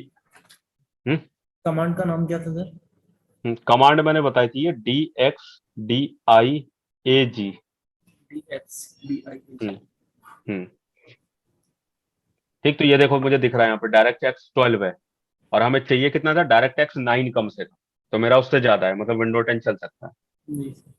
ठीक, दूसरा आपको यहाँ पे डिस्प्ले में जाओ, यहाँ ड्राइवर दिखाएगा। डिस्प्ले में जाओगे तो यहाँ पे ड्राइवर कौन सा है, कहाँ लिखा है ड्राइवर, ये देखो लिखा WDDM 3.0। ये दिख रहा है WDDM 3.0 ड्राइवर मॉडल। जी। तो ये भी ड्राइवर मेरा इससे ऊपर, क्यों WDDM में कितना चाहिए था, 1.0 चाहिए था विंडो 10 इंस्टॉल करने के लिए। जी सर। ठीक, तो उससे ऊपर है मेरा, तो इसलिए प्रॉपर ये वर्क कर जाएगा यहाँ पे। तो ये चीज आप सिस्टम रिक्वायरमेंट कभी इंस्टॉल कर रहे हो तो वहां पे चेक करोगे कि हाँ वहां पे क्या क्या चीज अवेलेबल है, क्या क्या चीज नहीं अवेलेबल। अगला यहाँ पे जो डिस्प्ले होना चाहिए आपका, डिस्प्ले का रेजोल्यूशन कम से कम इतना सपोर्ट करना चाहिए, मतलब डिस्प्ले कम से कम इतना सपोर्ट करती है। और ये डिपेंड करता है साइज पे। जैसे आप साइज वगैरह रहता है ना डिस्प्ले का साइज, आप 14 इंच लाते हो, 20 इंच लाते हो, तो लगभग 14 इंच तक की डिस्प्ले जो है वो सपोर्ट, इतना सपोर्ट करती है मिनिमम। जो छोटा डिस्प्ले आता है ना 14 इंच तक का, वो इतना सपोर्ट करता है। बाकी अगर आप और छोटे में जाते हो, जैसे आप मोबाइल वगैरह की डिस्प्ले उस पर कनेक्ट कराते हो, तो वहां पे इंस्टॉल नहीं करेगा क्योंकि उसका रेजोल्यूशन कम हो जाता है उससे। ठीक, तो इतनी चीजें आप चेक करो, या फिर आप वैसे चेक करना तो आपको सेटिंग में मैंने बताया था ये। सेटिंग में आप चेक कर सकते हो, तो ये कहाँ दिखेगा मुझे, जिस पीसी पे राइट क्लिक करके दिखेगा, और जस्ट राइट क्लिक करके यहाँ जाओ डिस्प्ले सेटिंग में। ठीक, यहाँ देखो दिख रहा है मेरा रेजोल्यूशन जो है समय इतना है, जी 19201080, और बाकी जो मिनिमम सपोर्ट है मेरा ये देखो 800060, ये है, और मैक्सिमम इतना है। तो अगर किसी का इससे कम है तो उसके में इंस्टॉल नहीं होगा। ठीक, बाकी मेरे में तो बहुत है, मतलब ये सारे ही हो जाएंगे जितने भी। ठीक है। पास एक लैपटॉप तो है, उसमें विंडो मैंने इंस्टॉल करने के लिए कोशिश की थी, तो उसमें हम्म लाइसेंस की का एरर आता है। किसका लाइसेंस था? लाइसेंस की लाइसेंस की? विंडो कौन सी इंस्टॉल की 10। थी? तो वहां पे प्रोडक्ट की आपने नहीं डाली होगी। बट प्रोडक्ट की तो थी नहीं। नहीं वो ठीक है, वो ये वाला जो क्वेश्चन है ना, वो ये चीज आप ध्यान रखना। जो हमारा अभी ऑफलाइन क्लास होगा, मे बी ट्यूसडे से ऑफलाइन क्लास होगा, ओके 1 वीक के आसपास, तो उसमें ये चीज आप ध्यान रखना, मैं बता दूंगा कैसे उसे एक्टिवेट कर सकते हो आप। Okay okay. ठीक है। Okay sir. तो ठीक है, इसके बाद ये जैसे विंडो 10 का था, लेटेस्ट में मैं आपको विंडो 11 भी दिखा देता हूँ। जैसे विंडो 11 का आपको मैं दिखाऊं, तो यहाँ पे देखो इसकी काफी रिक्वायरमेंट जो है वो बढ़ चुकी है। ये नॉर्मल सिस्टम्स में अगर देखोगे ऐसे इंस्टॉल भी नहीं होता, तो इसके लिए जो चाहिए विंडोज। सर विंडो 10 तो, बट 11 की जो है 10 से सर बहुत हैंग करता है ये, जो अभी आया है। विंडो नहीं, हैंग मतलब वही है, आपके रिसोर्सेज पे डिपेंड करता है, आपने जिस सिस्टम में विंडो 11 डाला है उसमें क्या रिसोर्सेज है, रैम कितनी है। उसके लिए लैपटॉप की कॉन्फ़िगरेशन अच्छी होनी चाहिए। हाँ मतलब अच्छी होनी चाहिए। जैसे यहाँ देखो मैं दिखाता हूँ इसकी मिनिमम, मिनिमम तो सबसे कम, और सबसे कम पे क्या स्लो चलता है, मतलब पड़ जाएगा लेकिन स्लो चलेगा। तो हम्म, यहाँ पे देखो ये लिखी है सारी इसकी जो रिक्वायरमेंट है, तो सबसे पहली रिक्वायरमेंट यहाँ देखो क्या है, ये प्रोसेसर 1 गीगा हर्ट्स का चाहिए। ठीक है, या उससे ज्यादा, चलो प्रोसेसर आपको मिल जाएगा सामने। कम से कम इसमें 2 कोर होनी चाहिए, या 2 कोर से ज्यादा, वो भी आजकल चलो मिल जाएगा। ठीक है, इसके अलावा आपको रैम जो चाहिए कम, मिनिमम 4 GB चाहिए, 4 GB से कम में इंस्टॉल नहीं होगा ये, 3 GB इंस्टॉल नहीं होगा। ओके। पता है ना, विंडो 10 में क्या था, 2 GB पे हो जा रही थी, 32 बिट 1 GB पे हो जा रही थी। 11 क्या हो रही है, 11 जो है वो आपकी 4 GB से कम में इंस्टॉल ही नहीं होगी, और वो भी 4 GB पे स्लो चलेगी, क्योंकि ये मिनिमम है इसकी। ठीक, फिर है स्टोरेज, तो इसके लिए जो हार्ड डिस्क चाहिए वो 64 GB चाहिए कम से कम। तो देखो ये भी बढ़ गई इसकी। फिर आपको जो सिस्टम का फर्मवेयर चाहिए, बायोस चाहिए, उसमें यूएफआई मोड होना चाहिए। ठीक, यूएफआई मोड होना चाहिए, और प्लस उस पे जो सिक्योर बूट का एक ऑप्शन होता है, वो ऑप्शन इनेबल होना चाहिए। ठीक, जो हमने यूएफआई के टाइम पे पढ़ा था सिक्योर बूट का, सिक्योर बूट क्या करता है, बूटिंग टाइम पे वायरस आने से रोकता है, तो ऑप्शन ऑन होना चाहिए। अगर यूएफआई है तो सिक्योर बूट होता है सिस्टम। प्लस आपको टीपीएम चाहिए। टीपीएम कितना होना चाहिए इस पर? टीपीएम क्या होता है एक्चुअल में, एक सिक्योरिटी चिप होती है। टीपीएम क्या है, सिक्योरिटी चिप। अभी जो सिक्योरिटी चिप होती है ये किस यूज में आती है, जैसे जब भी आप क्या करो, अभी समटाइम आपने देखा होगा कि आप लैपटॉप या सिस्टम पे आपको वहां पे फिंगरप्रिंट का ऑप्शन दे रखा होता है, आप फिंगरप्रिंट लगा सकते हो। या फिर आपको और भी कई फेस लॉक वगैरह दे रखे होते हैं लैपटॉप में। या फिर और भी बिट लॉकर के ऑप्शन होता है, बिट लॉकर अगर शायद सुना हो, सिक्योरिटी के लिए होता है। तो ये सारे जो ऑप्शन होते हैं, इनके जो पासवर्ड सेव होते हैं वो सारे इस चिप में सेव होते हैं, टीपीएम में। और ये चिप इतनी सिक्योर होती है कि आप नॉर्मली और कहीं पासवर्ड आपने लगाया और कहीं सेव हो रहा है, तो उसे कोई भी हैकर अटैकर जो है वो कहीं से भी एक तरीके से हैक कर सकता है, पॉसिबल है। बट इस टीपीएम चिप को हैक करना इम्पॉसिबल है, जब तक अगर हैकर जो है वो आपके सिस्टम पे खुद नहीं आता, सिस्टम तक नहीं पहुंचता। हम्म, मतलब अगर मेरी सिस्टम में टीपीएम चिप है, वहां पे मेरे ये सारे पासवर्ड वगैरह अटोमीज पड़े हुए हैं, तो आप कितनी भी कोशिश कर लो, आप कहीं से हैक नहीं कर सकते जब तक आप मेरे लैपटॉप को अपने हाथ में नहीं लोगे, तब तक इम्पॉसिबल है। तो हम्म, इसलिए इसे सिक्योरिटी माना जाता है। या फिर आपने पिन सुना होगा, पिन सुना ना, पिन और पासवर्ड रहता है। जी। हाँ, तो पिन को देखो ज्यादा सिक्योर क्यों क्यों माना जाता है, अगर कभी ध्यान दिया हो तो पिन को ज्यादा सिक्योर माना जाता है पासवर्ड के मुकाबले। मोबाइल में भी यही कॉन्सेप्ट रहता है। मोबाइल में भी आपका जो आप बाकी पासवर्ड लगाते हो, कोई पासवर्ड लगाते हो, या फिर जो आप मीन्स क्या बोलते हैं इसे, स्क्रीन। हाँ, जो स्क्रीन लॉक लगाते हो ना, ये वर्ड नहीं ध्यान आ रहा मुझे, किस तरीके से हम लगाते हैं, पॉइंट टू पॉइंट। ठीक है, बस समझ जाओ, जो हम लगाते हैं ना कि यहाँ पे जो एक हाँ पैटर्न करते हैं, पैटर्न वर्ड ध्यान नहीं आ रहा था मुझे, पैटर्न लॉक लगाते हैं। पैटर्न। ठीक है, हाँ, पैटर्न लॉक जो लगाते हैं ये सारे क्या सिक्योर नहीं है, क्योंकि ये आपके नॉर्मली क्या आपकी जो सिस्टम की मेमोरी है उसमें सेव हो रहा है, और इसे अटैकर अगर चाहे तो कुछ अच्छे अटैकर के लिए कुछ सेकंड का ही काम है, और थोड़ा कम है तो उसके लिए कुछ मिनट का काम है, ये हैक हो जाएंगे। बट पिन क्या है, पिन अगर जब तक कोई आपके मोबाइल को अपने हाथ में नहीं लेता, और तब तक उसे हैक नहीं किया जा सकता, क्योंकि इसके अंदर भी टीपीएम चिप होती है। पिन हमेशा कहाँ सेव होता है, टीपीएम चिप में। यही कॉन्सेप्ट लैपटॉप में भी रहता है। तो टीपीएम आपकी होनी चाहिए यहाँ पर मिनिमम 2.0। तो अभी जो लैपटॉप आ रहे हैं उनमें ये मिलती है। बहुत सारे ऐसे सिस्टम्स हैं जिसमें इससे नीचे का वर्जन है उसमें इंस्टॉल नहीं होता, जैसे टीपीएम 1.2 आती है, इससे नीचे 1.1 भी आती है, तो इन सब में इंस्टॉल नहीं होगा। जैसे मैं अपने सिस्टम में अगर दिखाऊं, तो यहाँ पे आप जाओ dvmgmt.msc में, ये डिवाइस मैनेजमेंट में, और डिवाइस मैनेजमेंट में जाने के बाद यहाँ पे हम्म, कहाँ दे रखा है, कहीं सिक्योरिटी करके ऑप्शन होना चाहिए, वो कॉम, ये सिक्योरिटी देखो, डिवाइस। सिक्योरिटी डिवाइसेस, ये दिखा रहा है, देखो टीपीएम जो है ट्रस्टेड प्लेटफॉर्म मॉड्यूल 2.0 है मेरे सिस्टम में, इसलिए मेरे विंडो 11 चल रही है इसमें। ठीक है, अगर ये कम होता तो ये विंडो 11 नहीं चलती। ठीक है, इसके बाद अगला है ग्राफिक कार्ड। तो ग्राफिक कार्ड कितना चाहिए, डायरेक्ट एक्स 12। तो मेरे सिस्टम में अभी मैंने चेक किया था, डायरेक्ट एक्स 12 ही है। नहीं तो WDDM कम से कम 2.0 चाहिए, मेरा 3.0 था, मतलब उससे लेटेस्ट है, तो इसलिए ये चल पा रहा है। बाकी आपको डिस्प्ले जो है हाई डेफिनेशन होनी चाहिए, 720p पे चलती है, और display that is greater than 9 diagonally, means आपका जो साइज है पता है ना, 14 आता है, 15 आता है, तो 9 से ऊपर की होनी चाहिए, 9 से कम पे नहीं चलेगा ये चीज। तो 9 से ऊपर होनी चाहिए, तो ठीक है ना, आपका नॉर्मली लैपटॉप वगैरह में हमेशा आपको 9 वगैरह से ऊपर ही मिलती है, तो ये तो चलो इतना बड़ा इशू नहीं है। बट हाँ, बाकी ऊपर की जो है वो सारी आपको मैच करने पड़ेंगी। यहाँ वो रैम इतनी चाहिए, स्टोरेज इतनी चाहिए, आपको बायोस का मोड ये चाहिए।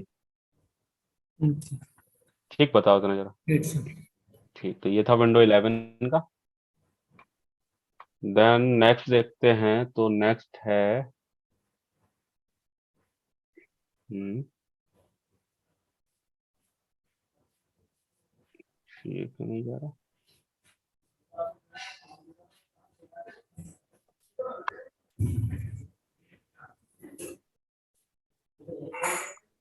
ठीक, अगला यहाँ पे difference between client and server OS. Server कह सकते हो या नेटवर्क कह सकते हो, जो अभी हमने पढ़े थे दो टाइप के, क्लाइंट ऑपरेटिंग सिस्टम और सर्वर ऑपरेटिंग सिस्टम। तो दोनों में डिफरेंस क्या है, client operating system use in personal desktop laptop, इसे आप पर्सनल डेस्कटॉप लैपटॉप में यूज करते हो।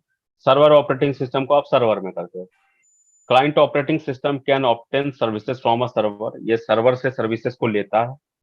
Server operating system can provide services to multiple client और एंड यूजर डिवाइसेस, ये क्या है, बाकी क्लाइंट को सर्विस देता है। Client operating system serve a single user at time, client operating system क्या है, एक टाइम पे एक ही यूजर को चला सकता है। जैसे अगर आपने देखा हो, जो आप विंडोज वगैरह चलाते हो, वहां पे एक टाइम पे एक ही यूजर चलेगा। जैसे अभी आपका कोई भी यूजर लॉगिन ले लो, जैसे स्टूडेंट नाम का यूजर है, वो लॉगिन है तो वही चलेगा, दूसरा नहीं चलेगा। जैसे मेरा भी एक यूजर लॉगिन है तो वो एक ही चलेगा, दूसरा नहीं चल सकता। जबकि सर्वर ऑपरेटिंग सिस्टम में क्या है, आप मल्टीपल क्लाइंट को एक साथ कनेक्ट करा सकते हो, मतलब आपके मल्टीपल यूजर चल रहे हैं। क्योंकि सर्वर कॉन्सेप्ट में क्या होता है कि आपके जो यूजर होते हैं वो सर्वर के यूजर होते हैं, जो क्लाइंट पे आप यूज करते हो, राइट। तो वो सर्वर के यूजर आप मल्टीपल चला रहे हो, तो वहां पर आपका ठीक है, ये पॉसिबल है कि आप मल्टीपल चलाते हो। या फिर आप लिनक्स वगैरह में जाओ, तो लिनक्स में नॉर्मली आप सर्वर ना भी बनाओ, तब भी आप multiple operating system, multiple user एक टाइम पे यूज कर सकते हो वहां पे। Client operating system less expensive है, ये मोर एक्सपेंसिव है। मोर एक्सपेंसिव मतलब जैसे विंडो की ही बात करो कि विंडो केस में ही है, तो विंडो का जो विंडो 10 का लाइसेंस है, एक देखो तो करीब 15,000 रुपीज का आता है। जो आप प्रोडक्ट की बात कर रहे थे ना, तो विंडो 10 की प्रोडक्ट की अबाउट 15,000 की आती है। ओके। और जो सर्वर की आती है, तो सर्वर की ये करीब आपकी 40,000 से स्टार्टिंग है। वो भी अलग अलग एडिशन पर डिपेंड करता है। एडिशन वाइज ये देखो तो कई लाख का भी आपका यहाँ पे एडिशन मिलते हैं। तो इसलिए ये क्या आपका मोर एक्सपेंसिव है। ठीक है, इसके बाद देखोगे तो अगला है example of client operating system and server operating system. तो देखो नेटवर्क ऑपरेटिंग सिस्टम के एग्जांपल यहाँ पे लिखे हैं। जैसे नेटवर्क ऑपरेटिंग सिस्टम में क्या आपके सर्वर हो सकता है, server 2016, 2012 revision 2, 2008 revision 2, 2003, 2000, window NT, Unix, Linux, NetWare, ये सारे network operating system. Client operating system देखोगे तो यहाँ पर ये सारे जो विंडो के आप देखते हो कि विंडो 10 है, विंडो 8 है, विंडो 8.1 है, विंडो 7 है, विंडो विस्टा है, विंडो एक्सपी है, या विंडो 2000 है, विंडो एमई है, या विंडो 95 98 एम एस डॉस है। तो ये जिस सारे जो है इसके बट एग्जाम्पल है। अभी अभी तो सर लेटेस्ट विंडो 10 ही और 7 ही यूज हो रही है, विंडो 8 भी नहीं हो रहा कम। हाँ विंडो 8 देखो, लेटेस्ट में अगर देखोगे अभी, तो लेटेस्ट में हम ये भी नहीं कह सकते। लेटेस्ट में बात करें तो हमारा विंडो 10 और विंडो 11, ठीक है, ये मोस्टली यूज में। 8 क्या, 8 जो है एक आया तो था, लेकिन ये इतना पॉपुलर नहीं रहा क्योंकि ये इजी यूजर फ्रेंडली नहीं था। बट तो इसके डिफिकल्ट जो, सर ये। हाँ डिफिकल्ट था वो, तो इसीलिए ये ज्यादा यूज में नहीं रहा। अवेलेबल है और माइक्रोसॉफ्ट की तरफ से चल भी रहा है। और लेकिन बट क्या, ये यूज में इतना नहीं है, लोगों ने यूज नहीं किया। 7 अगर वैसे देखो, ठीक है हम यूज करते हैं, कई जगह आप देखो यूज हो रहा है, बट 7 ऑफिशियली माइक्रोसॉफ्ट की तरफ से क्या है, बंद हो चुका है। ओके। माइक्रोसॉफ्ट की साइड से ये ऑफिशियली बंद है, यहाँ पे यूज नहीं होता। ये मतलब माइक्रोसॉफ्ट का सपोर्ट इस पे नहीं, कोई अपडेट नहीं आती, कुछ नहीं आता, या माइक्रोसॉफ्ट की इस पे कोई भी जिम्मेदारी नहीं है कि अगर आपका कोई वायरस आता है, कुछ भी होता है, तो उन्हें इससे कोई मतलब नहीं है। ठीक, बाकी और भी देखो तो ये सारे भी लगभग बंद हो चुके हैं, मतलब ये सारे ऑफिशियली बंद है। इस समय जो यूज हो रहे हैं आपका 8 अवेलेबल है ऑफिशियली, भले यूज नहीं होता बट ऑफिशियली अवेलेबल है। 10 अवेलेबल है, 11 अवेलेबल। सर अभी तक 11 तक ही पहुंचा ना सर अभी। हाँ अभी 11 तक पहुंचा है। हम्म। हम्म, ठीक है। इसके बाद एडिशन ऑफ विंडोज 10, यहाँ पे कुछ एडिशन लिखे हैं।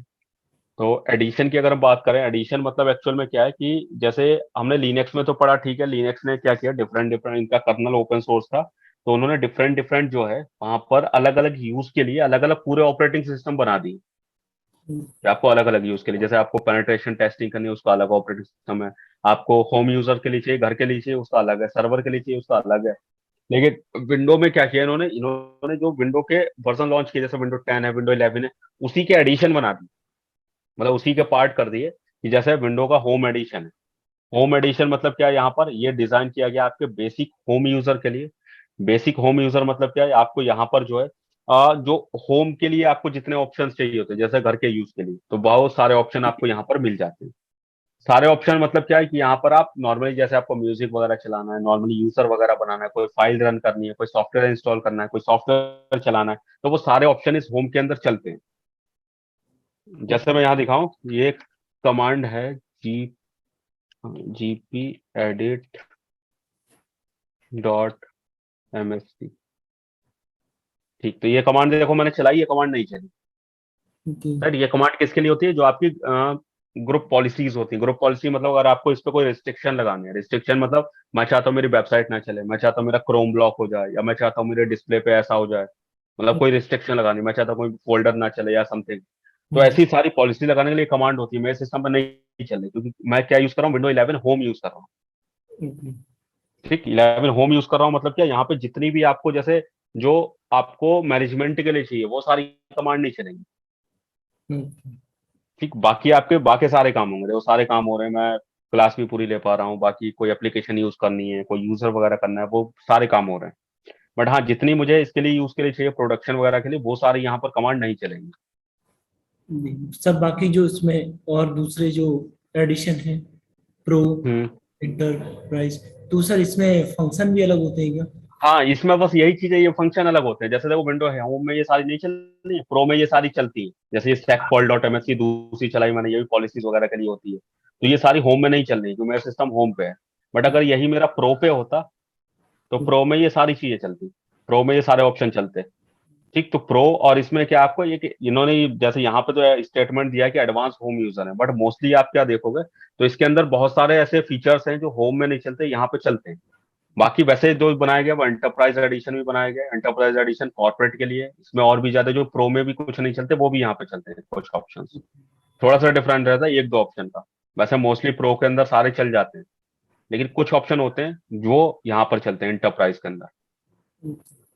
ठीक, एजुकेशन में जाओगे तो एजुकेशन में और भी चेंज है। इसमें आपको जो एजुकेशन वगैरह से रिलेटेड चाहिए होते हैं वो सारे ऑप्शन चलते हैं। यहाँ पे मैनेजमेंट वगैरह के नहीं चलते, जैसे बहुत सारे ग्रुप पॉलिसी वगैरह के वो नहीं चलते। बट सर हम ठीक, जो या आईएसओ फाइल डाउनलोड करते हैं, कौन आईएस से? आईएसओ फाइल होती है ना सर, जो हम्म। हम्म। विंडो इंस्टॉल करने के लिए, तो ठीक है। उसमें तो ये सारे वर्जन अवेलेबल होते हैं प्रो। हाँ, ये सारे अवेलेबल होते हैं उसके अंदर। ये भी देखो वैसे डिपेंड करता है कि जब आप माइक्रोसॉफ्ट की अगर प्रॉपर साइट से कर रहे हो, जो माइक्रोसॉफ्ट की साइट है, जी जी। तो वहां से क्या, वहां तो ये सारे मिलते हैं एक ही आईएसओ के अंदर। वहां हम्म, आप ये चूज कर सकते हो 32 बिट चाहिए, 64 बिट चाहिए, दोनों चाहिए।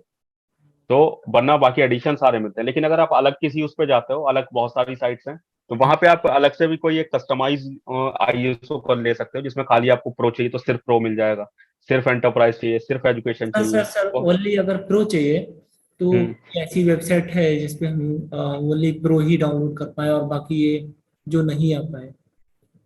हो जाते हैं, कई ऐसी वेबसाइट्स हैं। जैसे अब मैं दिखाऊं तो यहाँ पे देखो होना चाहिए क्रोम, और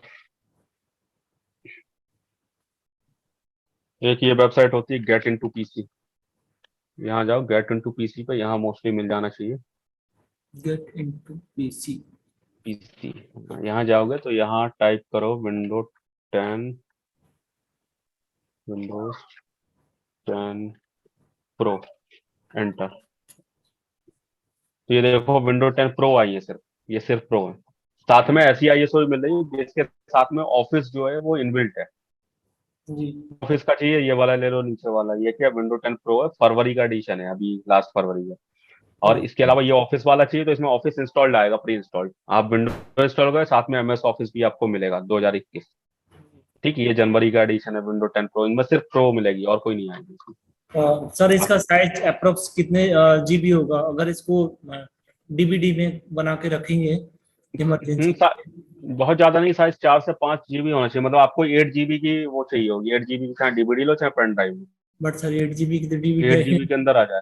हाँ, 8 जीबी की सर आती है सर, अभी बंद हो गई सर क्या ये डीवीडी या डीवीडी डीवीडी। डीवीडी आती है, आती है, आती है। डीवीडी आती है। इसका साइज यहाँ कहीं लिखा है? साइज नहीं लिखा है, वो डाउनलोड करने पे ही दिखाएगा, वही होता है 5-6 जीबी के आसपास होगा इस पे। 5 जीबी, हम्म। फोर ठीक, पॉइंट या फोर सिक्स जीबी हम्म। और फिर देखो अभी दिखाएगा ये कितना है। सर ये 4.46 जीबी दिखा रहा था। दिखा रहा था। जी। हाँ, ये 4.5 जीबी का है। राइट, तो ये है। इसे यहाँ पे पॉज कर दो, कैंसिल कर दो, हटा दो। ठीक है, क्लियर है। राइट। ठीक, बाकी इसके अलावा देखो मोबाइल एडिशन वगैरह भी इसके हैं। मोबाइल एडिशन वगैरह का जो स्मार्टफोन वगैरह के लिए या टैबलेट वगैरह के लिए बनाए गए, मोस्टली टैबलेट वगैरह में यूज होते हैं। स्मार्टफोन वगैरह के जो विंडो फोन वगैरह आए थे तो उसके लिए बनाए गए थे। ओके। लेकिन अब मोस्टली यूज में नहीं है। स्मार्ट आपको टैबलेट में मिल जाते हैं, बट हाँ स्मार्टफोन में अवेलेबल नहीं है। या फिर मोबाइल एंटरप्राइज एडिशन भी आता है, जो कि मोबाइल डिवाइस मैनेजमेंट वगैरह के लिए होता है। मतलब ये एमडीएम बोलते हैं इसे, जो कि क्लाउड वगैरह पे मैनेज किया जाता है। जैसे क्लाउड वगैरह पे अगर आपको मोबाइल डिवाइस मैनेज करना, तो उसके लिए एडिशन आता है इसका विंडो 10 वगैरह का। जो आप क्लाउड पे करते हो ना, कि आप ये अमेजोन वगैरह या फिर एज्योर वगैरह पे जाके वहां पे मोबाइल डिवाइस कोई लेते हो, वहां ऑपरेटिंग सिस्टम चाहते हो, वहां पे मैनेज कर सकते हो उसे। ठीक, तो ये कुछ एडिशन है, यही सारे एडिशन 11 में भी सेम मिलते हैं। होम, प्रो, एंटरप्राइज, एजुकेशन, तो ये जी सारे 11 बट के लिए भी सेम अवेलेबल है। उनका साइज ज्यादा होगा सर 10 से। हाँ, उनका साइज थोड़ा सा फर्क रहता है, वही 1 जीबी के आसपास मान सकते हो, इधर उधर रहता है। हम्म, हम्म। इसके बाद टाइप्स ऑफ विंडो इंस्टॉलेशन है। टाइप्स ऑफ विंडो इंस्टॉलेशन मतलब क्या है, आप विंडो को जो इंस्टॉल कर सकते हो वो तीन टाइप से करते हो। सबसे पहला तो यहाँ पर है क्लीन इंस्टॉलेशन। क्लीन इंस्टॉलेशन मतलब क्या है कि जब आप अपने सिस्टम को बिल्कुल क्लीन करके, हार्ड डिस्क को क्लीन करके, पहले से कोई भी डेटा नहीं छोड़ते हो आप, या पहले से कोई ऑपरेटिंग सिस्टम है तो उसे नहीं छोड़ते हो, मतलब हार्ड डिस्क आपने बिल्कुल क्लीन करके उस पर सिर्फ अपना जो नया ऑपरेटिंग सिस्टम है वो इंस्टॉल किया है, जी, तो उसे फॉर्मेट। बोलते हैं, हाँ बिल्कुल फॉर्मेट करके, तो उसे बोलते हैं क्लीन इंस्टॉलेशन। अपग्रेड इंस्टॉलेशन मतलब क्या है कि अगर आप अपग्रेड कर रहे हो, जैसे अभी विंडोज 7 चला रहे हो, जी 7 से आप 10 पे जा रहे हो, या फिर 10 चला रहे हो तो 10 से 11 पे जा रहे हो, तो उसे हम अपग्रेड इंस्टॉलेशन कहते सर, अपग्रेड करने पे अगर 7 विंडो है, अगर हैं। अपग्रेड करेंगे तो 10 में कन्वर्ट हो जाएगा। कन्वर्ट हो जाएगा। ठीक, तो ये उससे कन्वर्ट कर सकते हैं हम, और कन्वर्ट में देखो फायदा ये होता है, वैसे आप क्लीन करो, बट अपग्रेड में क्या होता है, जो आपका डेटा वगैरह है या फिर जो आपकी सेटिंग वगैरह है वो सारी मतलब सेम रहती है, वो नहीं बदलती। ओके। हम्म। फिर है डुअल बूट। तो डुअल बूट मतलब क्या है कि जब आप दो विंडो को एक सिस्टम के अंदर रखते हो, जैसे आपके 7 भी एक ही सिस्टम है, इसी में आप 10 भी इंस्टॉल करते हो, 7 भी रख रहे हो, 10 भी रख रहे हो, या 11 भी रख रहे हो, या फिर ऐसा भी कर सकते हो, आप विंडो 10 चला रहे हो साथ में आप लिनक्स भी चला रहे हो, ओके। और एक ही सिस्टम के अंदर, तो उसे कहते हैं डुअल बूट। सर, ऑपरेट हो जाता है?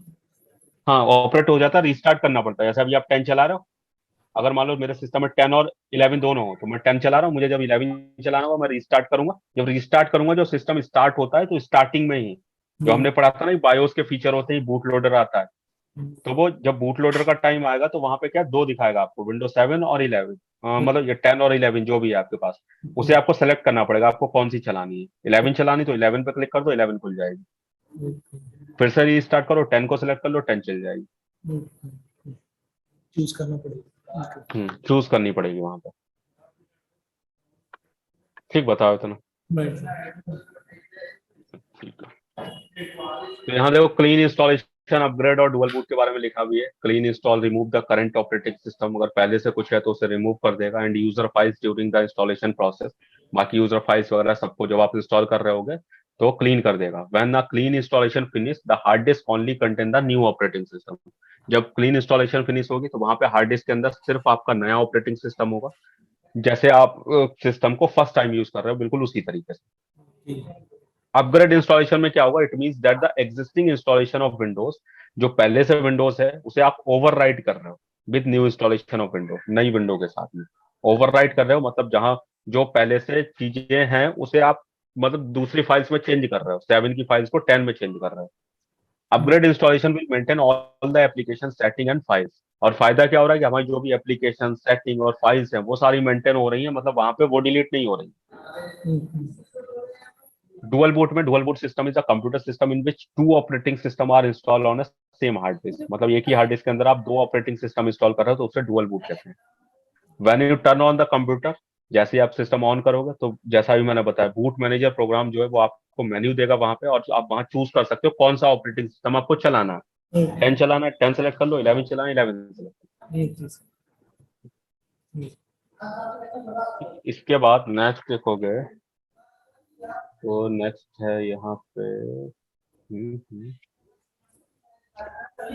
कंप्यूटर यूजर के बारे में बताया। कंप्यूटर यूजर मतलब क्या है कि जो आपके सिस्टम है, जैसे देखा होगा हम जब विंडो इंस्टॉल करते हैं या विंडो इंस्टॉलेशन के अलावा जब भी आप सिस्टम ऑन करते हो वहां को एक यूजर दिखता है, जी। और आप उस यूजर पे लॉग इन करते हो, तो एक्चुअल में यूजर का मतलब क्या है यहाँ पर, तो a user is a person who uses a computer for work, मतलब यूजर वैसे तो क्या एक पर्सन है जो कंप्यूटर को किसी भी वर्क को करने के लिए यूज कर रहा है, बट कंप्यूटर के अंदर भी क्या है, आपको अगर सर्विस लेनी है सिस्टम की तो सर्विस लेने के लिए आपको क्या चाहिए होगा, वहां पे एक आइडेंटिटी चाहिए होगी जिससे आप सर्विस ले सको। जैसे आप अभी क्या कर रहे हो, विंडो चला रहे हो, विंडो क्या माइक्रोसॉफ्ट की एक सर्विस है, मतलब विंडो क्या किया माइक्रोसॉफ्ट ने जो है अपनी एक सर्विस बनाई, और जिसमें एक ऑपरेटिंग सिस्टम दिया कि आप ऑपरेटिंग सिस्टम में कोई भी सॉफ्टवेयर वगैरह ये सारी चीजें यूज कर सकते हो। तो यहाँ आपको यूज करने के लिए एक आइडेंटिटी, एक अकाउंट चाहिए, जो कि एक सिंपल सा रूल, आप कहीं भी जाओ, बैंक जाओ, आपको बैंक में क्या चाहिए, बैंक में भी अगर आपको यूज करना है बैंक की सर्विसेज, या बैंक की सर्विसेज की, या मीन्स आप वहां पे डिपॉजिट कर सकते हो, विड्रॉ कर सकते हो, या आपको और भी लोन वगैरह ये सारी चीजें चाहिए, तो आपको वहां पहले क्या चाहिए, वहां पे अपना अकाउंट चाहिए, मतलब एक आइडेंटिटी क्रिएट करनी पड़ेगी। राइट। जब आपका अकाउंट होगा तब वो आपको पहचाने, ठीक है आपने 10,000 रुपीज जमा किए थे तो आज आप 10,000 निकाल सकते हो। राइट। अदरवाइज क्या आप वैसे जाके दे दो कि ये मेरा 10,000 है आप रख लो मैं अगले महीने लूँ, तो उस पर कोई आइडेंटिटी क्रिएट नहीं, वो नहीं रखेंगे। तो वैसे ही यहाँ है, माइक्रोसॉफ्ट की अगर आपको यूज करनी है सर्विस, तो आपको वहां पे क्या चाहिए होगा, एक अकाउंट चाहिए होगा, जिसपे आप अपनी एक आईडी क्रिएट करोगे अपने नेम से, अपने पासवर्ड से। जब भी आपको उसे यूज करना है तो वो आप नेम और पासवर्ड सेम डालोगे, तब आप उसे लॉग इन कर पाओगे। ठीक, बट तो यहाँ पे सर यस, माइक्रोसॉफ्ट में होता है ऐसा, बाकी साइट्स जो होती हैं उनमें हम डायरेक्ट भी डाउनलोड कर लेते हैं। नहीं डाउनलोड करने के लिए नहीं कह रहा हूँ अच्छा। मैं यूज करने के लिए कह रहा हूँ। जैसे अभी विंडो चला रहे हो ना आप, सिस्टम जब भी कोई सिस्टम चलाते होगे, ऑन करते होगे, तो वहां आपको यूजर नेम आता होगा। हाँ जी, हाँ जी, हाँ जी। हाँ, तो वो यूजर नेम आता है, वहां पासवर्ड डालते हो और सिस्टम खुल जाता है। जी राइट, वो यूजर अकाउंट कह रहा हूँ। जी जी। ठीक, वैसे विंडो पे तो फ्री ऑफ कॉस्ट हो जाता है ये केस, और लिनक्स वगैरह में रहता है। लिनक्स पे अगर आपको डाउनलोड करनी है आईएसओ वगैरह, तो वहां पे आपको चाहिए होता है यूजर अकाउंट, उसके बिना नहीं आप डाउनलोड कर सकते हो। विंडो पे तो ऐसे ही हो जाता है। सर एडमिन का जो यूजर होता है, मोस्टली हम्म। ज्यादातर देखा है मैंने कई कंपनियों में भी, तो हम्म। ऐसा होता है कि उसके राइट्स सिर्फ कुछ लोगों को होते हैं, या फिर जो आईटी वगैरह में होते हैं उनके पास होते हैं, उसको हम। हम्म। राइट, कंपनीज के अंदर जो आईटी में है उन्हीं के पास एडमिन राइट्स होते हैं। जी और बाकी जो भी यूज कर रहे हैं, जो नॉन आईटी के हैं, उन सबके पास उसके राइट्स नहीं दिए जाते। उसका रीजन है क्योंकि अब जो आईटी है, वो आईटी टीम रखी किसके लिए गई है, कि वो आपके सिस्टम को ये कंट्रोल कर सके कि आप क्या कर सको क्या नहीं कर सको। जी। क्योंकि अगर उन्होंने कंट्रोल नहीं किया तो क्या हुआ, सपोज उन्होंने कोई वेबसाइट आपके सिस्टम पे ब्लॉक वगैरह नहीं की, तो वो आप वहां बैठ के क्या करोगे, आप खाली टाइम में यूट्यूब देख रहे हो, आप कोई सॉन्ग सुन रहे हो, या आपने बोला कि आपने कि अच्छा कुछ ब्लॉक नहीं है, मैं सारा डेटा यहाँ का कॉपी करके अपनी पेन ड्राइव में डाल के घर ले जाऊँ, जी। या बाकी आपने बोला कि चलो। अगर सेकंड सेकंड यूजर बनाते हैं, बट उसमें हम सब कुछ कर सकते हैं। हाँ, वो सेकंड यूजर, सेकंड यूजर मतलब। एक एडमिन का हो गया, और सेकंड एबीसी कोई भी यूजर बना लिया, ठीक है। तो उसको लॉगिन कर सकते हैं और उसको खोल भी कर सकते हैं, काम भी कर सकते हैं, बट एडमिन हाँ, आप राइट लॉग इन कर सकते हो, काम कर सकते हो, सब वो मेनली जो है आईटी ने ही बना के दिया होता है आपको यूजर, उसी पे सारी की सारी जो पॉलिसीज वगैरह हैं वो अप्लाई की होती है। या आप क्या चला सकोगे, कोई सॉफ्टवेयर इंस्टॉल कर सको या नहीं कर सको, या फिर आप वहां पे आप कोई वेबसाइट है आपको ब्लॉक करनी है या सब कुछ करना है, तो वो सारी चीजें वो आईटी टीम ने ही करके दी होती हैं आपको। वैसे। हम्म।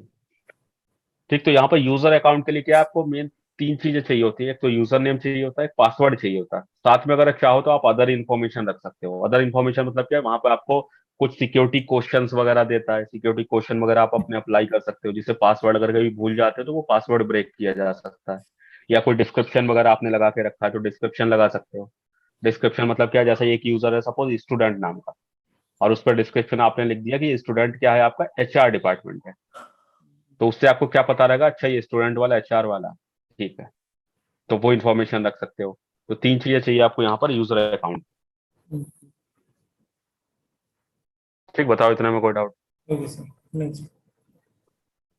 ठीक है, इसके बाद और कुछ है। हम्म। ठीक है, यहाँ पे वही देखो दिखाया है, जो टाइप ऑफ यूजर अकाउंट है वो तीन टाइप के हैं, जैसा अभी आप कह रहे थे एडमिनिस्ट्रेटर वाला। जी जी। तो एडमिनिस्ट्रेटर, स्टैंडर्ड और गेस्ट, विंडो के अंदर ये तीन होते हैं। एडमिनिस्ट्रेटर होता है, स्टैंडर्ड होता है, गेस्ट होता है।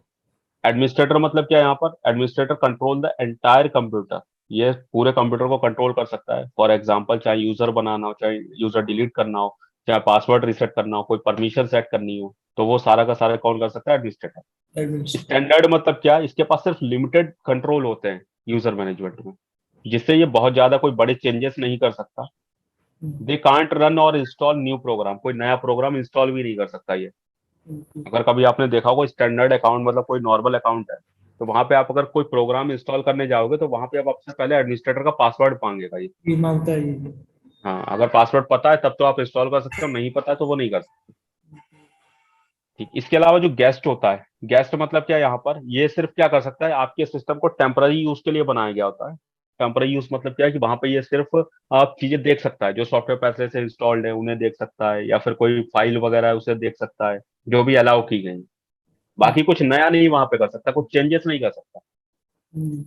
ठीक, सर जैसे अगर आप नॉर्मल। सर अगर पासवर्ड भूल जाते हैं हम्म। एडमिनिस्ट्रेटर का, जो बाकी हम्म। सेकंड यूजर है, हम्म। स्टेटमेंट अपने गेस्ट का, तो इससे हम्म। लॉगिन करके हम लॉगिन कर सकते हैं और चेंज भी कर सकते हैं।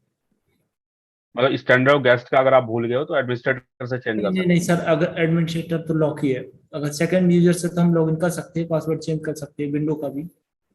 नहीं, विंडो का फिर ऐसे चेंज नहीं होगा। अगर आपने एडमिनिस्ट्रेटर का पासवर्ड भूल गए हो आप, हम्म, और आपको इसका याद है स्टैंडर्ड वाले का, नॉर्मल वाले, जी, तो आप इसे लॉगिन तो कर लोगे, बट वहां पे पासवर्ड चेंज करने पर जाओगे तो उसके पास परमिशन नहीं होती पासवर्ड चेंज करने की, तो जी, इससे चेंज नहीं होगा उसका पासवर्ड।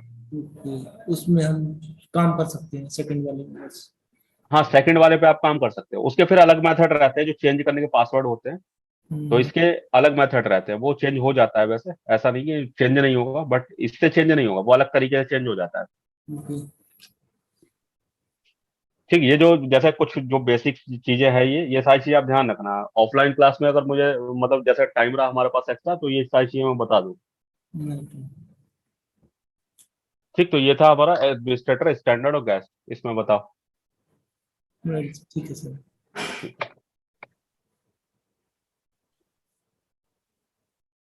इसके बाद यहाँ लिनक्स का कुछ थोड़ा सा इंट्रोडक्शन दिया गया है।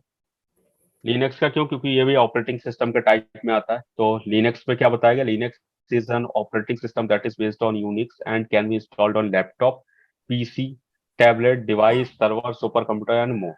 तो यहाँ पे लिखा हुआ है कि लिनक्स क्या एक टाइप का ऑपरेटिंग सिस्टम है, बट एक्चुअल में आप इसे ऑपरेटिंग सिस्टम नहीं कहोगे, जैसे कुछ बुक्स में दे रखा होता है, बट ये एक्यूरेट नहीं है। आप इसे वैसे ही लिनक्स को जब पढ़ोगे तो कर्नल ही पढ़ोगे। बट हाँ, ये इसलिए दिया है कि लिनक्स बेस्ड जो ऑपरेटिंग सिस्टम है, क्योंकि एक ऑपरेटिंग सिस्टम जो ये आप नॉलेज ले रहे हो ना, ये एज अ फ्रेशर को दी जा रही है। तो फ्रेशर को डायरेक्टली कई बार कर्नल समझ नहीं आता कि कर्नल वर्ड क्या, ऑपरेटिंग सिस्टम समझते हो, इसलिए ये वर्ड यहाँ यूज है। बट लिनक्स क्या एक्चुअल में कर्नल है, जो कि यूनिक्स पे बेस्ड है। यूनिक्स बेस्ड मतलब क्या, स्टार्टिंग यूनिक्स पे हुई थी। जैसे यूनिक्स जो था, तो ये यूनिक्स बनाया गया था स्टार्टिंग में 1970 में, ये बना था 1970 में। जो यूनिक्स बनाया गया था, इसे बनाया था केन थॉमसन और डेनिस रिची।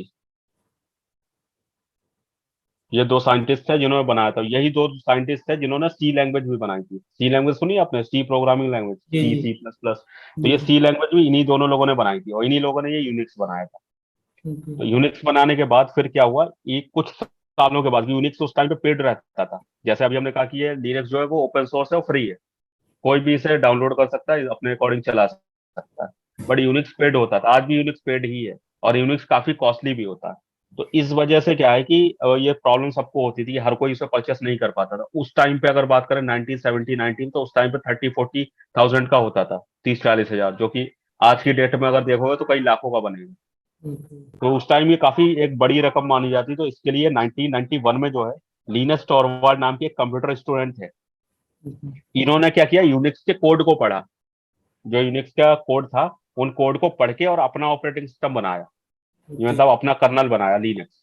तो हम्म, इसलिए कहा जाता है कि ये यूनिक्स पे बेस्ड है, क्योंकि इन्होंने उसे पढ़ा था। एक्यूरेट नहीं कह सकते हाँ ये बिल्कुल उसका कॉपी है या उसी में से कॉपी पेस्ट किया है, उन्होंने पढ़ा था। जैसे अभी मैं आज आपको कोई चीज सिखा रहा हूँ, मैंने जी, आपको सिखाया, आपने कॉपी नहीं किया मेरा, मतलब जैसे ये स्लाइड है, आपने कॉपी थोड़ी ना कर ली। अब जी, आप क्या करो, इसी के अकॉर्डिंग आपने चीजें सीख ली, अब आप अपने अकॉर्डिंग एक स्लाइड बना के तैयार करो। तो उसमें क्या कहा जाएगा कि बेस्ड उस चीज पे है, कि बेस्ड वो हार्डवेयर ऑपरेटिंग सिस्टम का जो कोर्स किया था उस पे है, लेकिन बनाया इन्होंने। हम्म, तो वही चीज यहाँ पे है कि इन्होंने क्या किया कि इन्होंने यूनिक्स के कोड को पढ़ा था, और देन इन्होंने अपना लिनक्स बनाया था। तो बहुत सारी चीजें हैं जो इसमें सेम भी होती हैं, जो लिनक्स और यूनिक्स है तो सिमिलरिटी भी मिलती है, तो इसलिए कहा जाता है ये उससे बेस्ड है। जो कि आप लैपटॉप के लिए भी आता है, पीसी के लिए, मोबाइल के लिए एंड्रॉयड आता है, टैबलेट के लिए आता है, सर्वर के लिए, सुपर कंप्यूटर, सबके लिए आता है लिनक्स। सर लिनक्स में अभी मोबाइल में यूज होता है अभी। हाँ, मोबाइल में एंड्रॉयड होता है ना, बताया था ना, एंड्रॉयड जो है, एंड्रॉयड होता है। या फिर आप वैसे भी लो तो जैसे काली लिनक्स है, काली लिनक्स ने अपना एक सॉफ्टवेयर, मतलब एक सॉफ्टवेयर टाइप से निकाला है, क्या नाम है उसका, नेट, नेट, नेट करके कुछ है उसका, नेट इंस्टॉलर यानी नेट, ऐसा कुछ है काली लिनक्स का नेट करके। तो वो क्या है, वो आप अपने सिस्टम में इंस्टॉल कर सकते हो, काली लिनक्स जैसे चलता है सेम टू सेम वैसे चलेगा, एक सॉफ्टवेयर की चलेगा, मतलब सॉफ्टवेयर की तरह खोलोगे ओपन, जैसे मैं यहाँ वर्चुअल मशीन चलाता हूँ, ठीक है। तो उसी तरीके से ओपन होगा। तो उन्होंने किया, वरना वैसे ही देखोगे तो एंड्रॉयड में मतलब मेनली है जो कि लिनक्स पे बेस्ड है। बाकी यहाँ पे क्या है, डिफरेंट कंपोनेंट लिखे हैं लिनक्स के, मतलब लिनक्स में क्या क्या कंपोनेंट होते हैं। तो यहाँ पे लिनक्स के कंपोनेंट कौन कौन से हैं आपके, graphical server, shell, daemon, kernel, boot loader, desktop environment, application, यानी इन सारी चीजों से मिलके लिनक्स बना। तो ये सारी चीजें क्या है एक्चुअल में, तो इनकी बात करें तो यहाँ पर देखो, सबसे पहले एप्लीकेशन। एप्लीकेशन मतलब क्या है कि लिनक्स के अंदर provide thousands of free application that can be easily found and install. मतलब बहुत सारी ऐसी थाउजेंड्स ऑफ एप्लीकेशंस है जो कि यहाँ पे फ्री में अवेलेबल है, जिसे आप फाउंड करके इंस्टॉल कर सकते हैं। मतलब लिनक्स की साइड से ही आती हैं। आपने जैसा विंडो की साइड से, मतलब क्या है ना, कुछ एप्लीकेशन है कि विंडो की साइड से आप विंडो की खुद की है, तो वैसे ही लिनक्स की साइड से लिनक्स की खुद की है, जिसे आप इंस्टॉल कर सकते हो। अगला है डेस्कटॉप इन्वायरमेंट। तो यहाँ पे जैसे विंडो में क्या, विंडो में आपको एक ही डेस्कटॉप इन्वायरमेंट मिलता है। मतलब आप विंडो 10 अगर देखोगे तो हर जगह पे विंडो 10 एक सी होगी। विंडो 11 देखोगे उसकी एक सी होगी, विंडो 7 देखोगे वो एक सी होगी। यहाँ डेस्कटॉप इन्वायरमेंट आते हैं, मतलब each desktop environment of Linux has it on built in application and Linux has different desktop environment. मतलब वहां पे डेस्कटॉप इन्वायरमेंट में आप क्या कर सकते हो कि वहां पे आपके पास चूज करने का ऑप्शन है कि आप डिफरेंट तरीके से अगर चलाना चाहते हो। वहां पे कुछ क्या, देखो चीजें वही सारी सेम होंगी, जो फीचर है वो सब सेम होंगे, बट थोड़ा सा ये बदल जाएगी। आपको वहां पे जो स्क्रीन शो होगी वो किस तरीके से होगी। जैसे अभी सपोज ऑप्शन आ रहा है नीचे आ रहा है, जब विंडो 11 में नीचे आ रहा है अभी, ठीक, आप वहां देखा आपको चेंज करना है तो दूसरा देखोगे वो कहीं ऊपर आ रहा होगा। तो अलग अलग इन्वायरमेंट वहां पे मिल जाते हैं, आप उसे अपने अकॉर्डिंग चला सकते हो। ठीक, बाकी आपका आता है ग्राफिकल सर्वर। तो ये ग्राफिकल सर्वर क्या है, ये जो इन्वायरमेंट है इन्हें मैनेज करने के लिए यहाँ पे ग्राफिकल सर्वर यूज होता है। मतलब ग्राफिकल सर्वर क्या है, इस पे एक टूल है, बैकग्राउंड में एक सॉफ्टवेयर चल रहा है, जो सॉफ्टवेयर या सर्विस कह सकते हैं, एक सर्विस चल रही है। जो सर्विस क्या करती है, इन सारे इन्वायरमेंट को मैनेज करती है। कि आपने जैसे वहाँ डिफरेंट डिफरेंट आते हैं, जीनोम आते हैं, मे भी आपने हो सकता है सुने नहीं होंगे क्योंकि आपने लिनक्स अगर पे काम नहीं किया तो नहीं सुने होंगे। जीनोम आता है, जीनोम पे आपको अलग तरीके से दिखेगा। इस पे आपको एक एक्स एफ सी आता है, वो अलग तरीके से चलेगा। तो इस तरीके के कई आते हैं, और भी इन्वायरमेंट आते हैं। तो उस सबको मैनेज कौन करता है, ये आपको बैकग्राउंड में ये सर्विस ग्राफिकल सर्वर, जिसे एक्स सर्वर भी बोलते हैं। अब आता है शेल। तो शेल क्या है, एक कमांड प्रोसेस है जो कि कंट्रोल करती है आपके कंप्यूटर से जो आप कमांड टाइप करते हो उस टेक्स्ट इंटरफेस से। मतलब एक सिंपल लैंग्वेज में कहूँ तो हमने क्या किया, हमने सपोज यहाँ पे आप CLI चलाया, जो हमारा लिनक्स का CLI, या फिर लिनक्स का आप विंडो का भी एक एग्जांपल ले, तो विंडो में जो CMD पे करते हो उस पे भी। तो जब आपने यहाँ कोई कमांड लिखी, अब कमांड क्या होती है, सिंपल लैंग्वेज होती है। जैसे आईपी की लिखी, आपने आईपी कॉन्फ़िग लिखी, ठीक है, अब आईपी कॉन्फ़िग आपको समझ आ रही है, बट बैकग्राउंड में जो कर्नल है, जो ऑपरेटिंग सिस्टम का कर्नल है, उसे समझ नहीं आता ये। उसे क्या समझ आती है, अपनी लैंग्वेज। तो इसे आपके आईपी कॉन्फ़िग से इसकी लैंग्वेज में कन्वर्ट कौन करता है, तो बीच में रहता है एक शेल। ये भी एक कह सकते हो सॉफ्टवेयर ही है बैकग्राउंड में। ठीक, तो ये जहां भी CLI होगा, जहां कमांड का ऑप्शन होगा, वहां पे शेल होता है। और शेल का काम क्या होता है, आपकी यूजर कमांड को कर्नल नोन कमांड में कन्वर्ट करना। ठीक, इसके बाद यहाँ पे देखोगे तो और ऑप्शन क्या है यहाँ पर,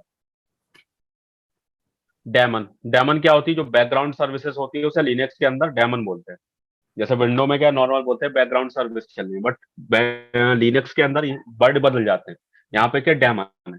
डेमन क्या, बैकग्राउंड सर्विसेज जो कि आपके स्टार्ट हो जाती है जब आप सिस्टम ऑन करते हो, तब से चलना स्टार्ट होती है, और जब तक आप सिस्टम ऑफ नहीं कर देते तब तक चलती रहती है। फिर है कर्नल। तो अभी हमने पढ़ा था, कर्नल क्या एक तरीके से ऑपरेटिंग सिस्टम का हार्ट है। जब कर्नल लोड होता है तो वो आपके हार्डवेयर को कॉन्फ़िगर करता है, आपका मेमोरी एलोकेशन कराता है कि जितनी भी एप्लीकेशन चल रही, जो भी एप्लीकेशन है उन सबके साथ में इसके हार्डवेयर को अटैच कराए। मतलब मेमोरी दे देगा, कितनी रैम देनी है, कितना प्रोसेसर देना है, कितना साथ में सब मैनेज करना है, वो सारा कर्नल करता है। बूट लोडर क्या है, बूट लोडर जो है एक बूट मैनेजर कह सकते हो उसे, जो कि एक छोटा सा प्रोग्राम है, सॉफ्टवेयर है, जो कि आपके ऑपरेटिंग सिस्टम को आपकी मेमोरी में लोड कराता है। जैसे हमने कहा ना, डुअल बूट करोगे तो आपको विंडो 10 दिखेगा, विंडो 11 दिखेगा। तो ये जो ऑप्शन दोनों दिखे, ये हाँ, किसने दिखाया, बूट लोडर ने। और जब आपने इस पे क्लिक किया विंडो 10 पे, तो उसे लोड किसने कराया, ऑन किसने कराया, इस बूट लोडर ने। बताओ, कुछ कर रहे थे आप। नहीं सर। ओके, तो ये थे इसके लिनक्स के कुछ ऑप्शन। यहाँ पे बस कुछ और डिफरेंस लिखे हुए हैं, ये डिफरेंस देख लेते हैं, और देन फिर आज के लिए इतना करेंगे। तो डिफरेंस क्या यहाँ पे विंडोज और लिनक्स के अंदर, तो Linux is an open source. जैसा ही मैंने बताया था, ओपन सोर्स मतलब क्या, इसके सोर्स कोड अवेलेबल है इंटरनेट पे, कोई भी यूज कर सकता है। विंडो जो है वो कॉमर्शियल है। कॉमर्शियल मतलब इसके सोर्स कोड सिर्फ विंडो को माइक्रोसॉफ्ट के पास है, और किसी के पास नहीं। Linux has access to source code, मतलब लिनक्स का एक्सेस, जो सोर्स कोड है उसका एक्सेस है हमारे पास। विंडो के जो सोर्स कोड है उसका एक्सेस नहीं है। लिनक्स जो है thousands of free application provide करता है। विंडो के पास भी बहुत बड़ा कलेक्शन है, लेकिन इनके पास मोस्टली जो वीडियो गेम वगैरह ज्यादा मिलते हैं। जैसे आप इनका जो विंडो का माइक्रोसॉफ्ट स्टोर होता है, अगर आपने यूज किया है कभी, वहां जाके देखना, वहां पे एप्लीकेशन भी मिलेंगी लेकिन कम मिलेंगी, गेम वगैरह ज्यादा मिलेंगे। वहां से आप गेम वगैरह ज्यादा डाउनलोड कर सकते हैं। फिर क्या, लिनक्स जो है रिलायबल है, सिक्योर है, विंडो लेस रिलायबल। यहाँ पे विंडो क्या है आपके रिलायबल है, सिक्योर है, क्योंकि इसकी सिक्योरिटी काफी मतलब बेस्ट मानी जाती है लिनक्स की। बेस्ट भी क्यों मानी जाती है, यहाँ पे जो इंक्रिप्शन यूज होता है, इंक्रिप्शन इसके अलग अलग है, जैसे यहाँ पे एसएचए होता है, और एसएचए बाय डिफॉल्ट 512 यूज हो रहा है अभी। ठीक, ये इंक्रिप्शन का नाम है। यहाँ पे जो यूज होता है MD5 यूज होता है। अगर एक नॉर्मल लैंग्वेज में बोलूँ, तो अगर एक कोई अच्छा हैकर है, एक अच्छे हैकर की, तो वो विंडो को अगर MD5 को तोड़ता है, तो उसे मिनिमम जो है 5 मिनट के आसपास का टाइम लगेगा, वो इसे ब्रेक कर सकता है। वही अगर सेम हैकर यहाँ अगर लिनक्स को ब्रेक करने की कोशिश करता है, एसएचए को, तो उसे करीब 1 मंथ का टाइम लग सकता है। लिनक्स ज्यादा सिक्योर। तो इसीलिए से सोच लो, यहाँ पे 5 मिनट है, यहाँ 1 मंथ है। 1 मंथ में आप अपने पासवर्ड वगैरह सब दोबारा चेंज कर दो, फिर से 1 मंथ। ठीक, तो इसलिए ये ज्यादा रिलायबल माना जाता है, ज्यादा सिक्योर माना जाता है। इसलिए जो मोस्टली कंपनीज या सारे सर्वर वगैरह हैं, वो सब इसका यूज करते हैं। जैसे अगर अभी आपने ध्यान दिया हो, शायद ना दिया हो, जो हमने गेट इनटू पीसी किया था, तो जब वहां डाउनलोडिंग स्टार्ट हुई थी ना, वो भी लिनक्स सर्वर से आई थी। वहां पे लिख के आया था छोटा सा। जो मोस्टली जो सर्वर वगैरह यूज कर रहे हैं, वो सब लिनक्स का यूज करते हैं। अभी ये सर लेटेस्ट जो जितने भी सर्वर हैं वो सारे लिनक्स के ही। देखो, सारे तो नहीं कह सकते, लेकिन हाँ मोस्टली मोस्टली 50 to 60% जो सर्वर है, वो सारे लिनक्स पे चल रहे हैं। क्योंकि मोस्टली। अभी भी 30-40% सर्वर है जो विंडो पे भी चलते हैं। क्योंकि विंडो इजी टू यूज है, बहुत सारी कंपनियां लिनक्स सपोर्ट नहीं करती। लिनक्स में अब अगर आपको सपोज अभी आपको अपनी कंपनी में लिनक्स चाहिए, तो लिनक्स के अलग अलग से आपको इंजीनियर बुलाना पड़ेगा, जिसकी वो मतलब लिनक्स की अच्छी नॉलेज हो। जी सर। अब आपको हर जगह ही मिलेगा, मतलब इतना तो हर किसी, चाहे वो